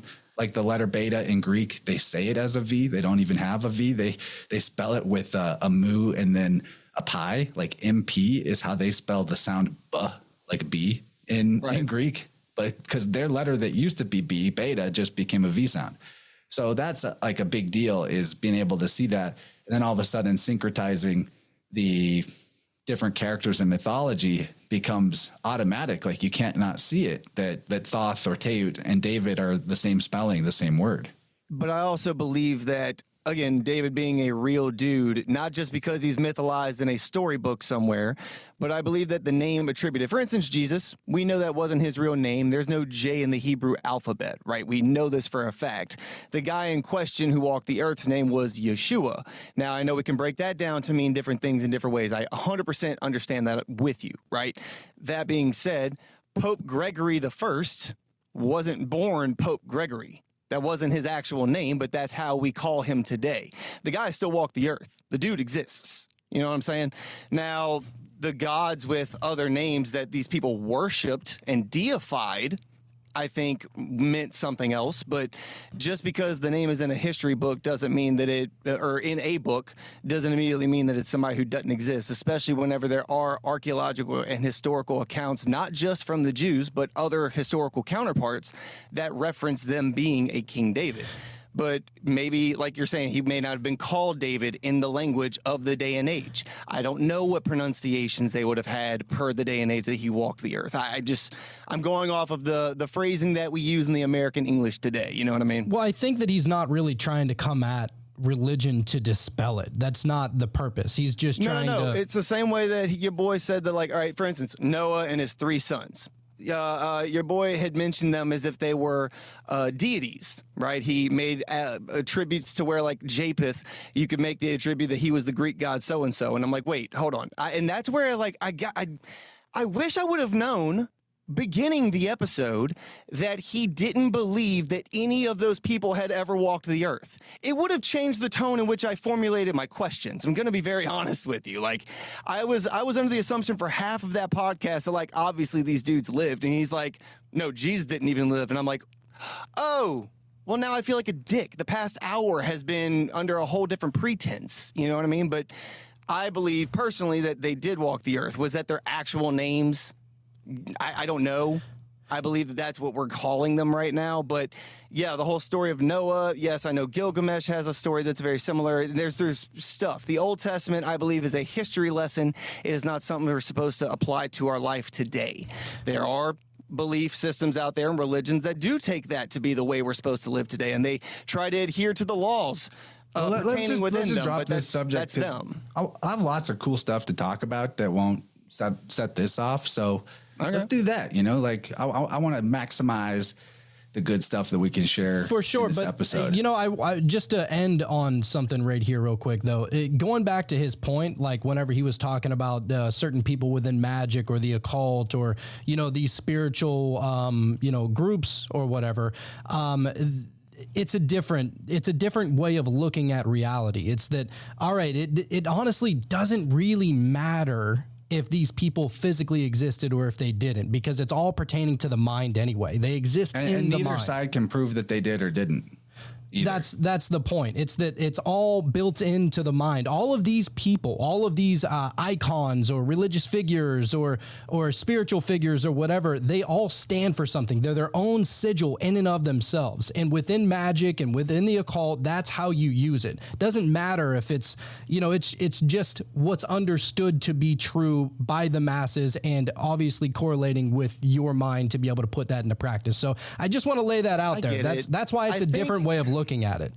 I think because I can't wrap my mind around like an egregor, like on some real levels. I understand like the concept behind it, but I don't believe that if enough people believe it, it becomes real. You know what I mean? I don't actually get down with that. So I feel like I disagree with y'all on a principle level. But again, it's not like throwing shade. It's more like a respectful disagreement. All right. I'm going to give you a very, I'm sorry, this is about to be graphic for all the cult members out there, but let me give you a crude example. No. Let's go off a very basic example. I don't believe that for whatever reason, if you got 2 million Americans, all Americans, for whatever reason, to truly, within their heart of hearts, deep within themselves, believe that if they walk outside, they will see a floating Coca-Cola can.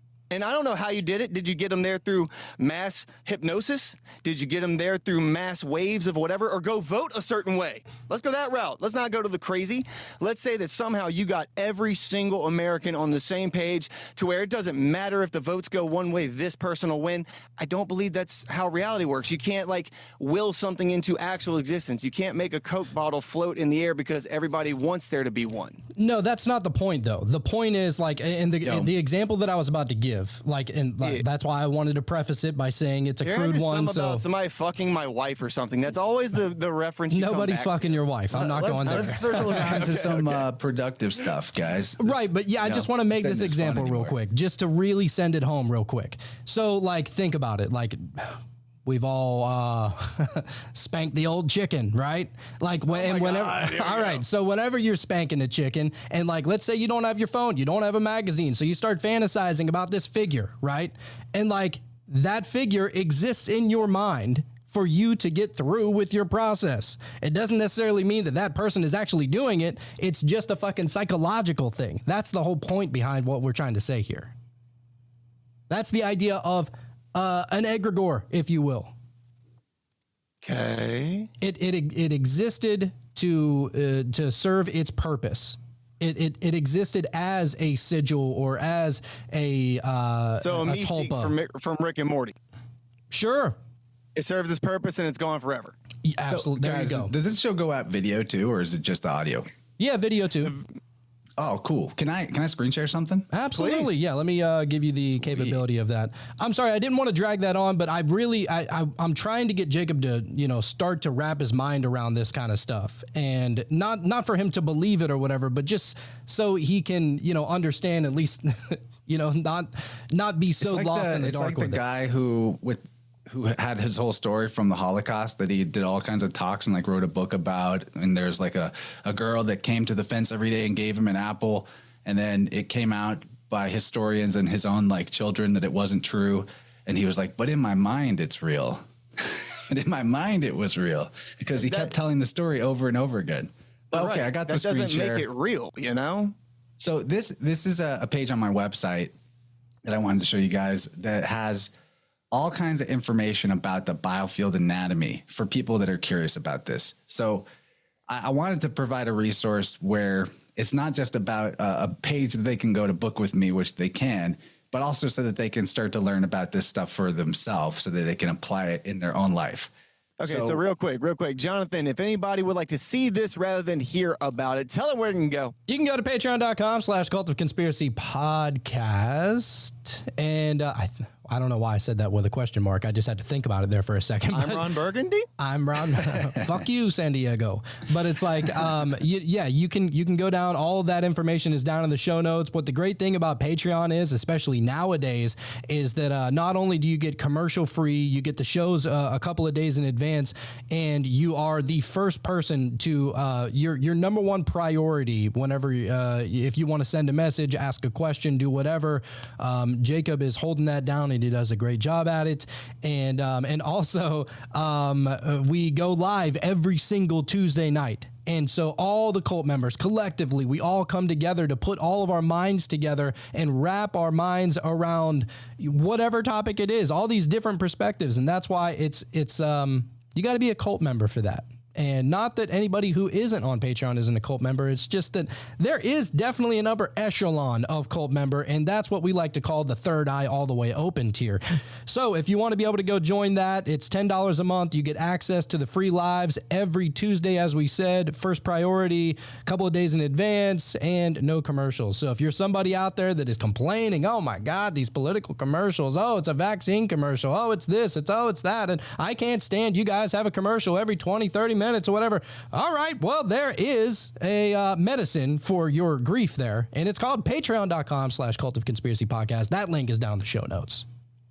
Yeah, support your boys. You gotta pay for what you love. It's like, it's not that much. Come on. They're putting their heart and soul into this stuff.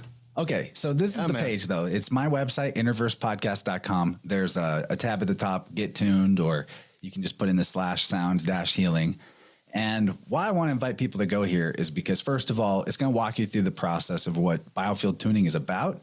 And it, if you've heard of this concept from other energy work or shamanic realms, it's kind of like soul retrieval, because you're finding fragments of life force energy that become stuck off balance in your aura. This is a mechanism of repression where there's a certain emotional energy that you just can't handle, you don't want to deal with, or there's a belief about yourself or about life that is limiting to your potential or the potential goodness in life. And so where does that potential go? It's not destroyed. It goes somewhere off balance in your field, off, not part of your middle column, your physical body. And so you can use tuning forks to find where those are at.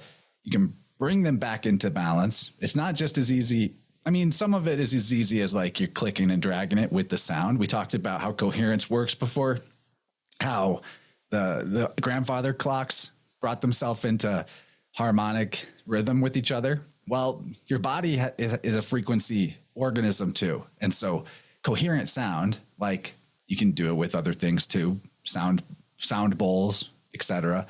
But like a tuning fork is great for finding it in like a pinpointed fashion. And your body will hear the coherent resonance of the fork, and it will self-tune itself in that area based on it. I mean, you can try this at home. If you happen to have a tuning fork and so you get a bad bruise or you have a cut or something that's like currently hurting, you can apply sound to that and you will notice a difference. So there's that. And we can talk a little more about the nitty-gritty here. Your tuning fork there is a monster. I don't know if I've ever seen one that big. Does it matter the size? Does size No. Size you don't matter need one here? this big. I just like to show off. Okay, that thing's awesome, dude. Yeah, maybe I'll hit it in a second. It So goes does it for matter? like 5 minutes. The note that the fork is tuned to matters for what you're trying to accomplish, correct? No. Some people will tell you that, but in my opinion, it does not. Really? It just matters that it's a coherent sound form, which means that if you were looking at the audio, an image of the audio wavelength, it's the peak and trough are matching each other. That's coherence. And that is what your body can self-tune with. So this is a chart of the biofield anatomy that I put together for people's use as a resource. This is the best part about this webpage. So you can go to one of the different levels of your body vertically that we would call the energy centers. Like, say, I think the sacral is a good example. Now, here in the sacral, you have what does it mean when there's energy off balance on the right versus the left?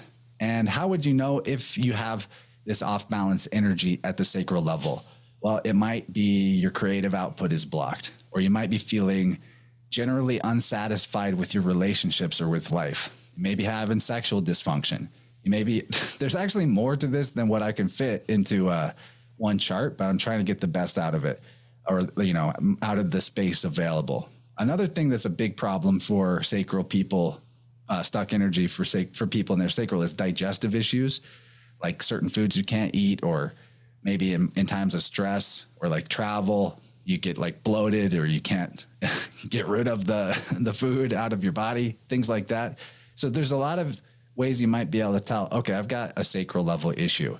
Then we get into what's the right and the left of that? Well, on the right side of the sacral is where stuff like guilt or shame will be housed as a repression, or where there could be information that explains to you why you have some sort of chronic pain in the body, or a block on feeling pleasure in your body, or just pleasure generally speaking. The left side is going to deal with feelings of frustration or resentment, as opposed to their positive polarity of fulfillment and satisfaction. And also your relationship to like the flow state, or the difficulty to get into a flow state, is going to be a left side sacral issue. Now, to continue with the example of a sacral chakra, I might be in a session with somebody and they're having digestion problems. And so we want to look for the origin of that. Usually I find that frustration, resentment issues are at the core of digestive problems. So I do this remotely too, by the way.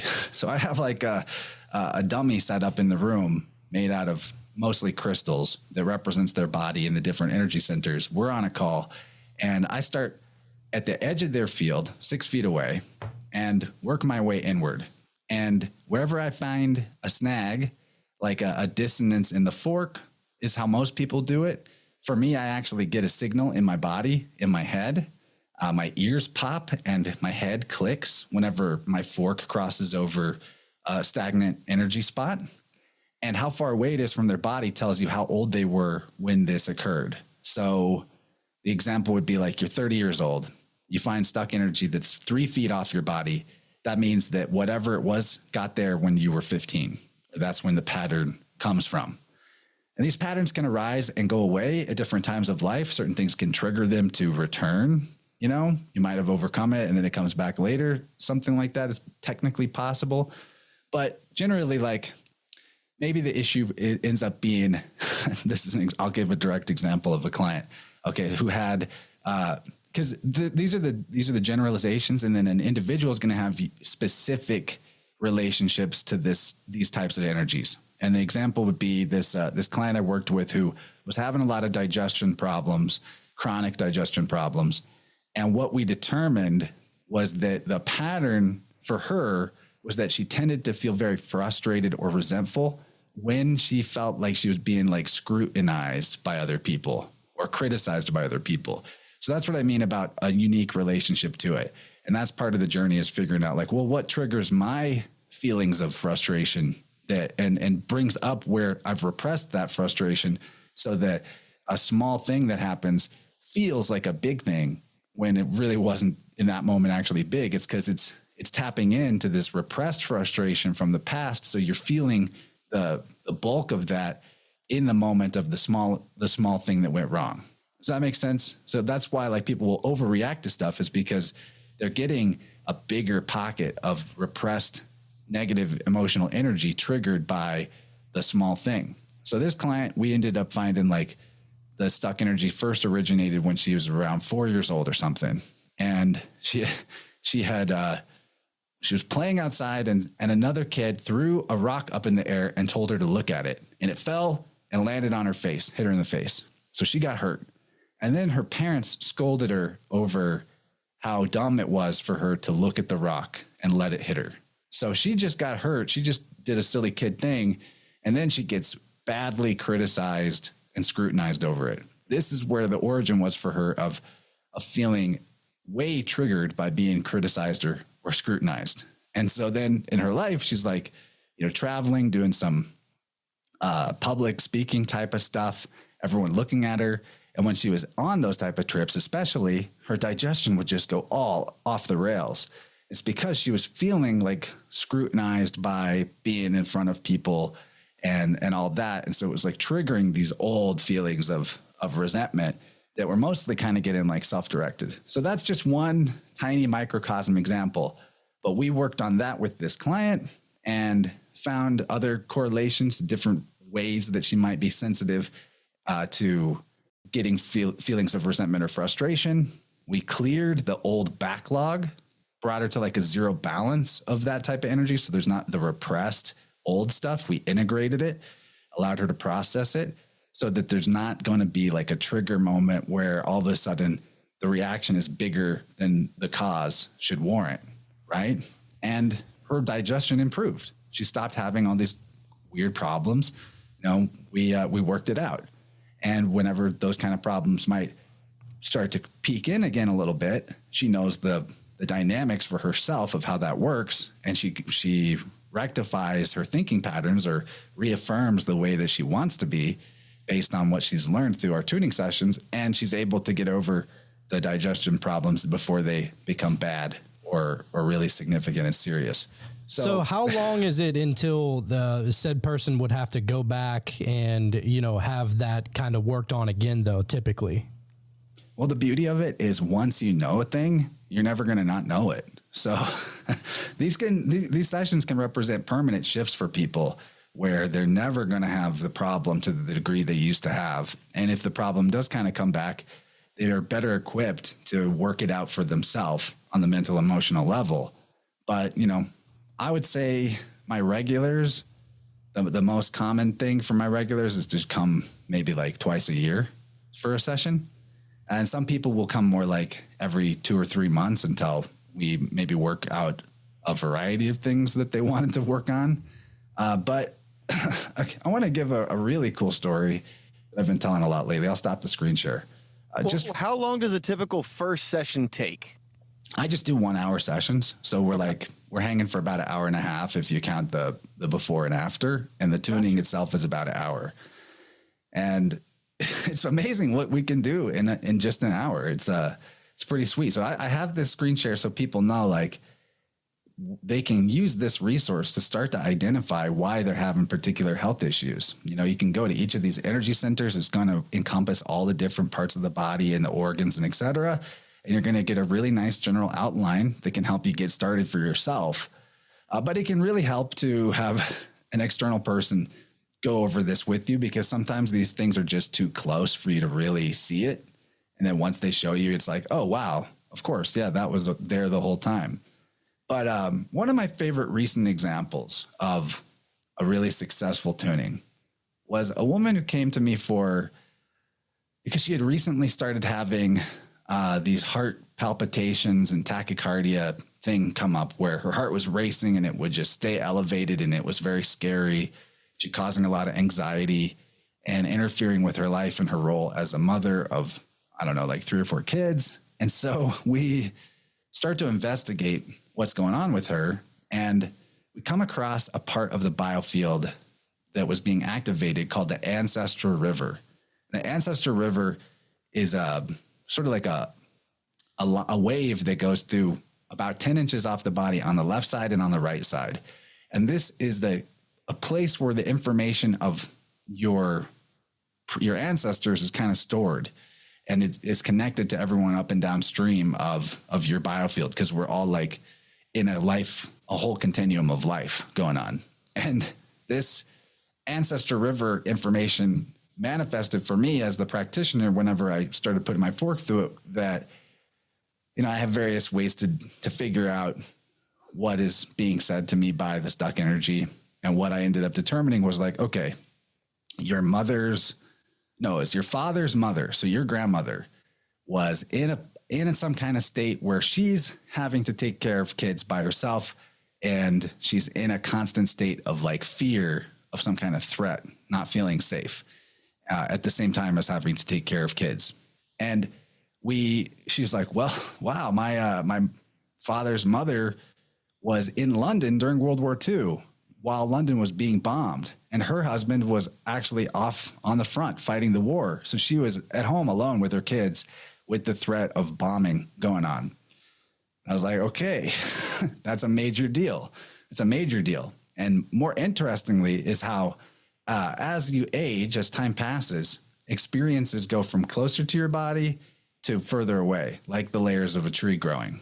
And this person lived in New Zealand, where they had the most serious cooties stuff popping off as practically anywhere else in the world. It was like wartime there, the way they're being treated. And her cooties time trauma, I'll call it, actually... We use real words here, brother. You could say COVID. We don't give a fuck. I call it cooties because that's what it is. It's fucking retarded, but agreed. Damn. I'm not even using a code word. It's just that's what it is. Right. It's cooties.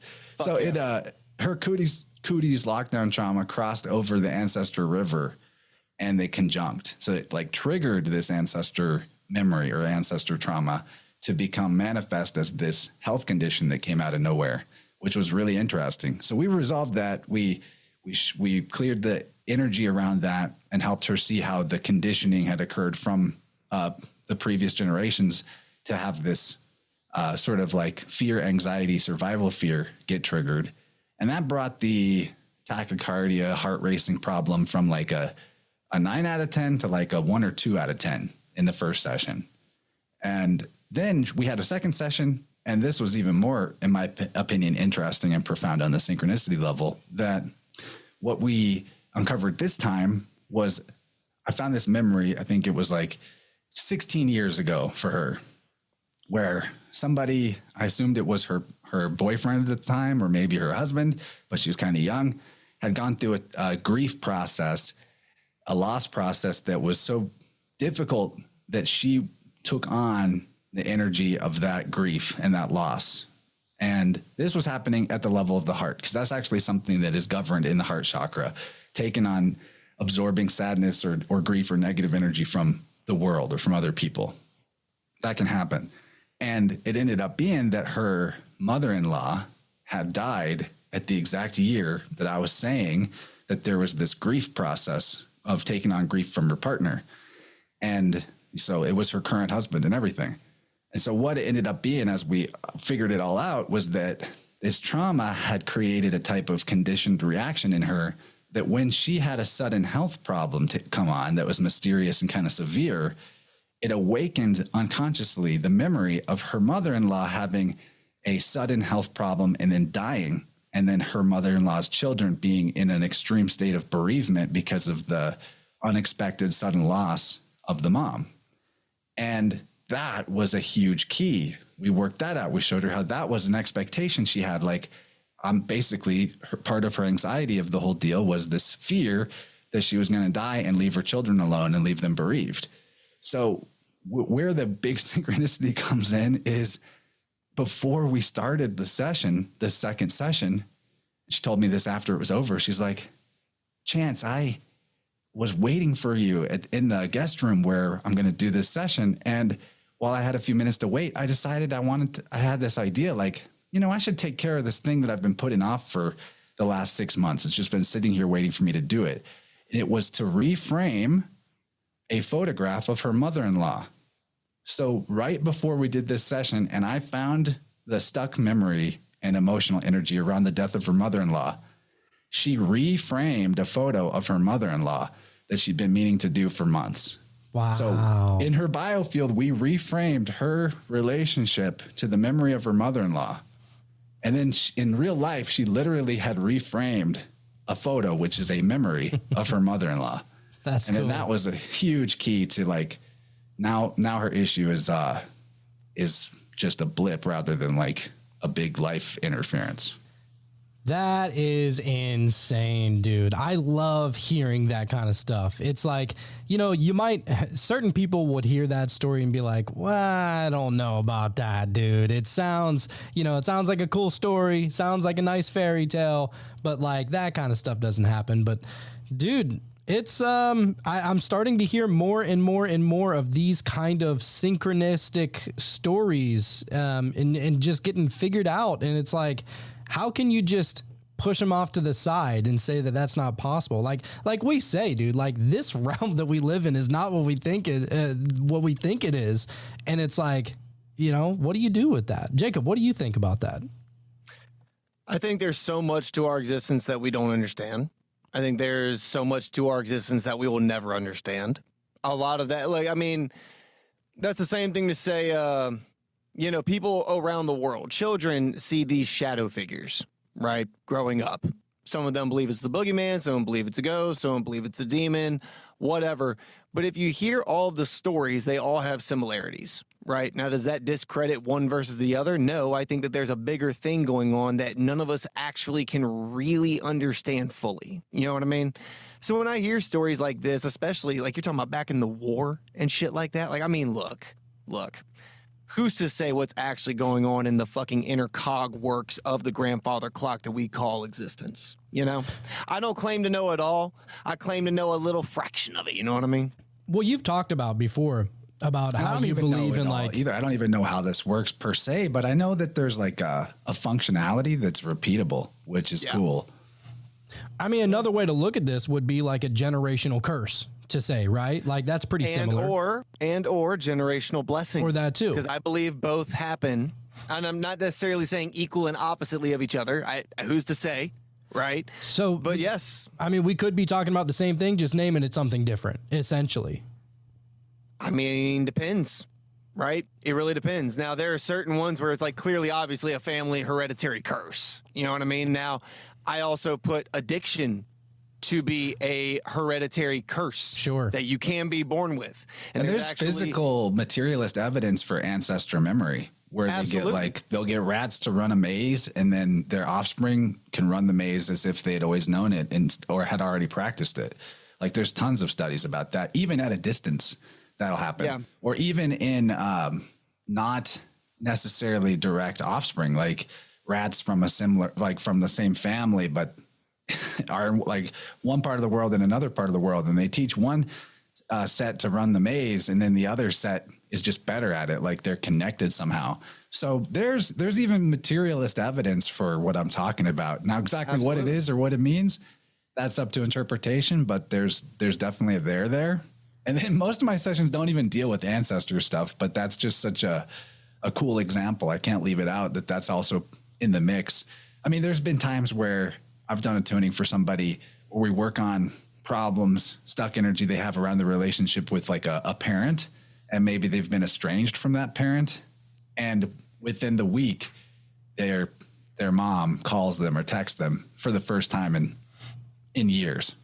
And that'll happen right after we did the session that works on that. Or I've done sessions where we deal with an ancestor related issue, and the person will find out that somebody in their family resolved the tendency or the conditioning pattern as well, not just them, without them having to, teach them the lesson. They just figured it out. So it's all anecdotal, right? It's all just my own experience. But on that page, the sound healing page, I do have a bunch of testimonials from people that describe what it was like for them. And the results are not guaranteed. Nothing is guaranteed. Case by case, absolutely. And so the dramatic results are really exciting. Some people's results are more subtle, but think about it like if you, what could you do if you had 1 to 3% more personal energy? It could be a huge cascading effect. And sometimes we get back more than 1%, more than 2%. So it's always worth investigating and seeing where are there adaptations that I've formed to trauma or conditioning that are no longer useful or serving me. I actually think that all of these things that we find in terms of the repression, that they served a positive function. There's a reason why we have repression. It's a survival mechanism. It's not in and of itself bad. But I'm just about bringing people's free will back to bear on these adaptations. I look at it like the metaphor I like to use is, say you get a new DSLR camera and it's got all these settings in it, and you don't really know what you're doing with it. You're just messing with it. You choose a few options and then you go forward. And then over the years, you get really good with that camera, but you never went and reviewed the settings in the deep granular way. And you go back into the menu and you're like, oh, why do I have this option turned on? I don't use that, or I don't need that. And that's basically what it's like to tune with me, is like, we're going to go through some of your psychic mental settings and give you an opportunity to make a different decision. And that's where it gets cool, because like you realize a lot of your personality that you thought was a given is not necessarily a given. Like you actually have a choice about it. And what constitutes healing from trauma, in my opinion, is not just knowing that it happened or how it made you feel, but getting to the bottom of how it affected your behavior, how it influenced who you thought you were, how it influenced what you expect out of life or the world. Because that's another part of all this. Is one thing that tuning can help with is you identifying recurring patterns of things happening in your life that maybe are a result of you expecting things to be that way, or being more comfortable with that pattern just because it's known rather than unknown.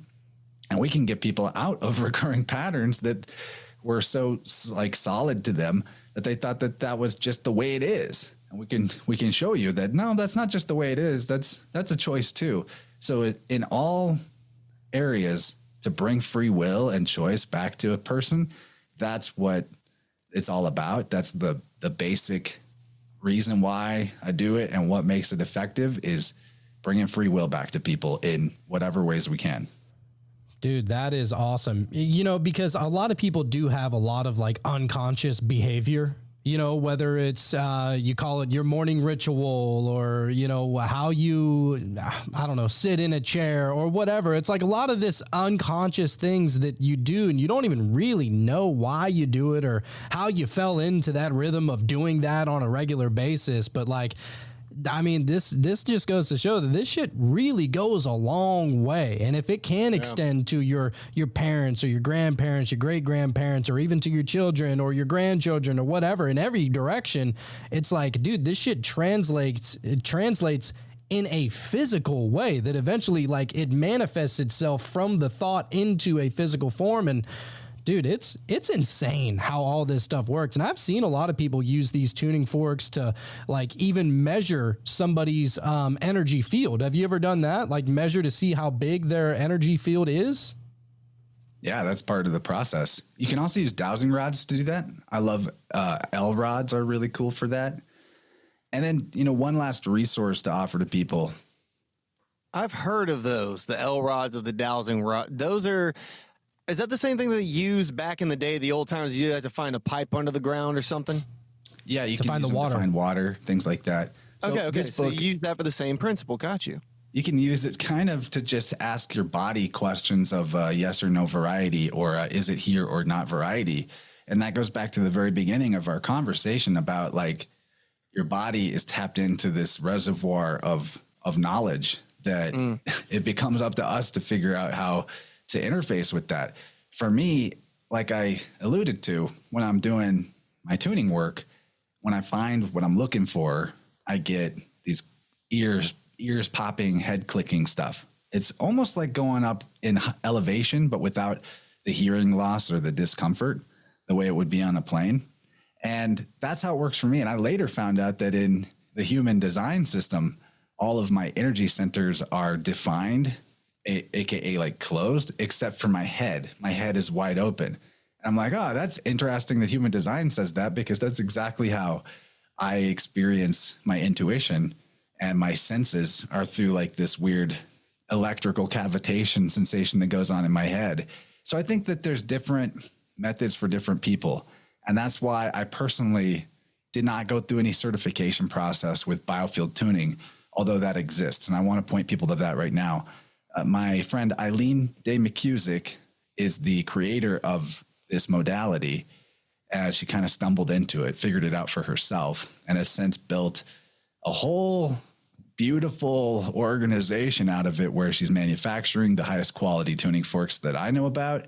And she's teaching people and certifying people to do the method the way that she teaches it. But I just read her books. So if people want to know what their electric health is all about and how their body is electric, this is her newer book, Electric Body, Electric Health, that covers all that off, covers off a lot of the biofield science, even like the mainstream science that demonstrate the biofield. So I read her books and started just experimenting for myself.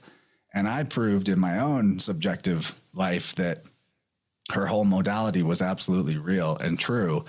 And I just kept going with it. And that's what I do now, besides podcasting, is work with clients on that and have a lot of success. And to me, it's like the most fun thing possible, because you may have figured by, you know, this conversation that I'm super into patterns and like figuring out the puzzle of things and how things all relate and correspond. And so every session I get into with somebody, it's like we're doing a puzzle together and we're figuring out patterns together, but the pieces are them.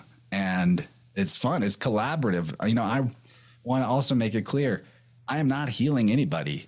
I am guiding somebody's free will to remove the repression in their mind and emotion that is causing dysfunction in their body or their life.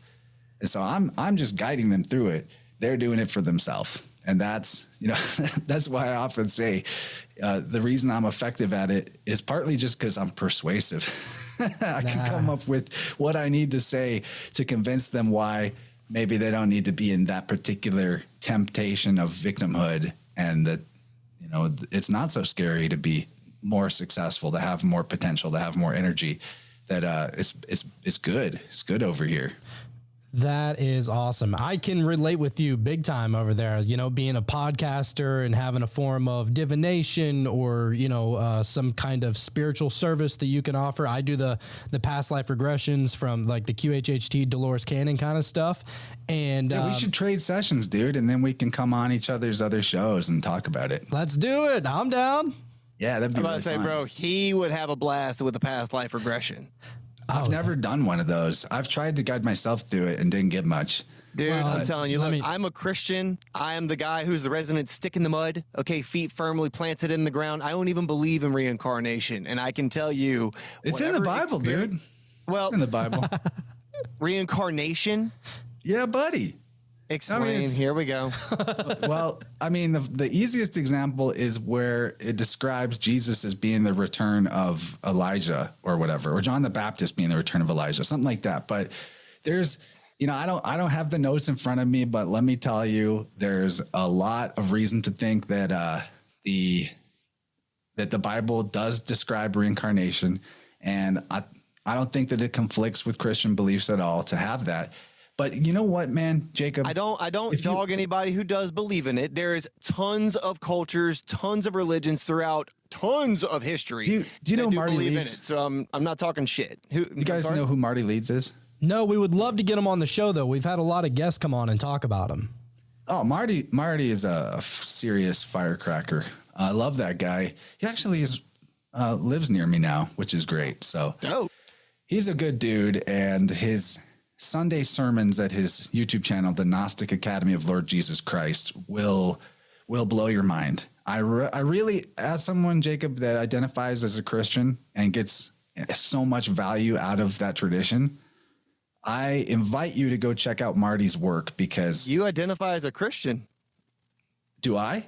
You just said that you identify as a Christian. He was saying as someone. I was saying you do. I was saying you do. I do. Yes. I actually do too, but just not in the same sense that other people might think.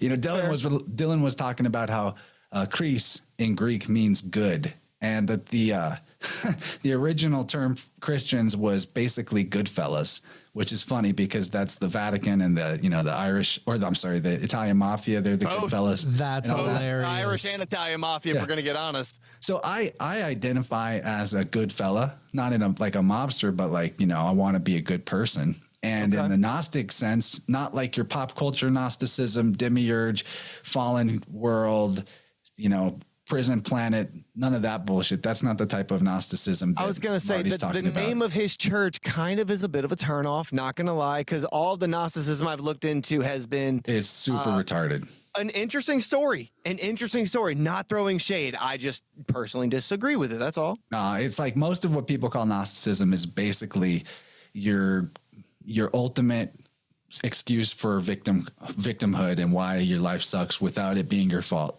That's what most people's Gnosticism is, in at least truth or conspiracy world.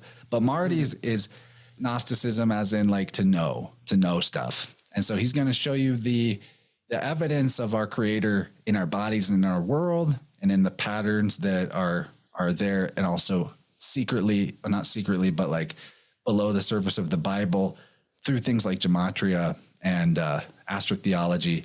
So I think there's some dogmatic hurdles that people will have to get over to go watch Marty's sermons if they're kind of more like the traditional style of Christian interpretation.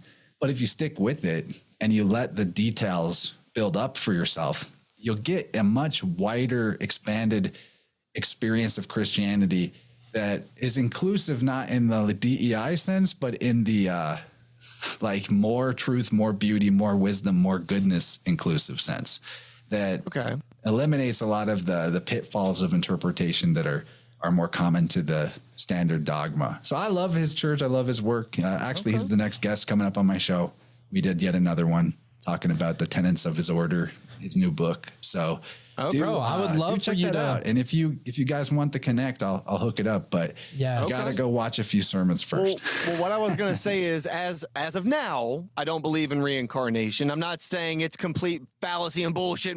This is just a Jacob thing. I don't personally get down with that. But okay, that being said, I had a very profound experience going through a past life regression with Jonathan that I'm going to be honest with you, I can't actually account for, in my brain, feet firmly planted on the ground. Did I experience a past life of myself? Who's to say? Did I experience a dream and this was my imagination when it's unleashed and just goes for a walk and this is what it comes back with? Who's to say? And I'm not trying to dog on one side of that or the other, because it itself was fun as hell, profound as hell. Think of a mushroom trip with no mushrooms, period. You have to be sober for this. And it was just my own mind. It is incredible.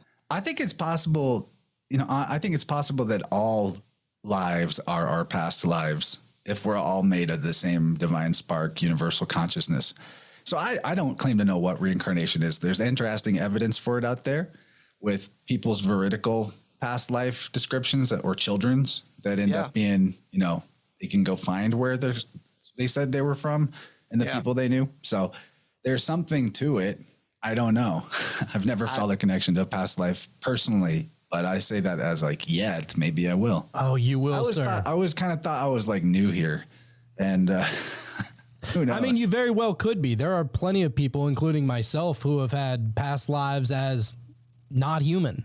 You know, like, and it's the craziest thing. Maybe you're some kind of watcher, or you're some kind of angel, or maybe you're a fucking whole different being that's existing in another dimension or realm or whatever. I mean, I've had people like, you know, my cousin Sean, who's my co-host on Meta. He both of the times that I hypnotized him, he wasn't even a form of anything the entire time. He was just like an energy being. Like, he didn't have any physical. That would make sense to a human mind. Right. It didn't make sense at all. And also, he didn't have any will to really do anything. He was just there, and he just encompassed awareness of everything that was going on. He didn't do anything, and nor did he really care to do anything. He was just happy to be there experiencing what he was experiencing. So what is that? I don't fucking know.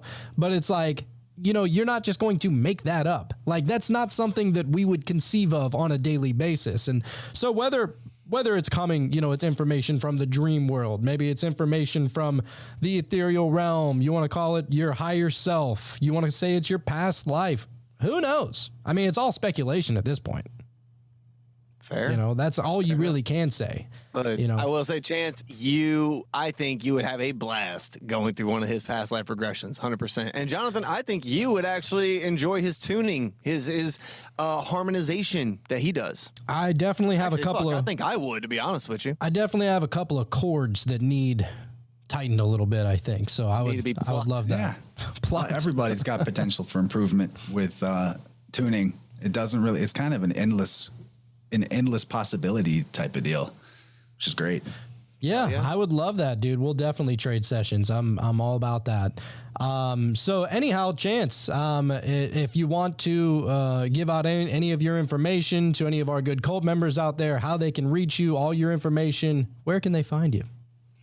Yeah, dude, I got lots of stuff for them to check out. First, my website, InnerVersePodcast.com, is going to be where you're going to find all my content. I've got my main show, InnerVerse, and that goes over things in the world of like energetic or holistic health, symbolism, language, mythology, kind of whatever I happen to be interested in. And I interview people one-on-one, usually one-on-one there. My last couple of episodes have been about trying to make sense of the contact experience, but through the lens of that depth psychology. So that's kind of why I came in primed with that kind of thinking. So there's lots of good stuff on that show. And then I've got Vibrant, my Wednesday show that's a live show, a bit more interactive with the audience. And you never know what you're going to get with that one, but always lots of gravy. Tends to be more 3 to 4, maybe 5 max people. So it's a bigger show in that way.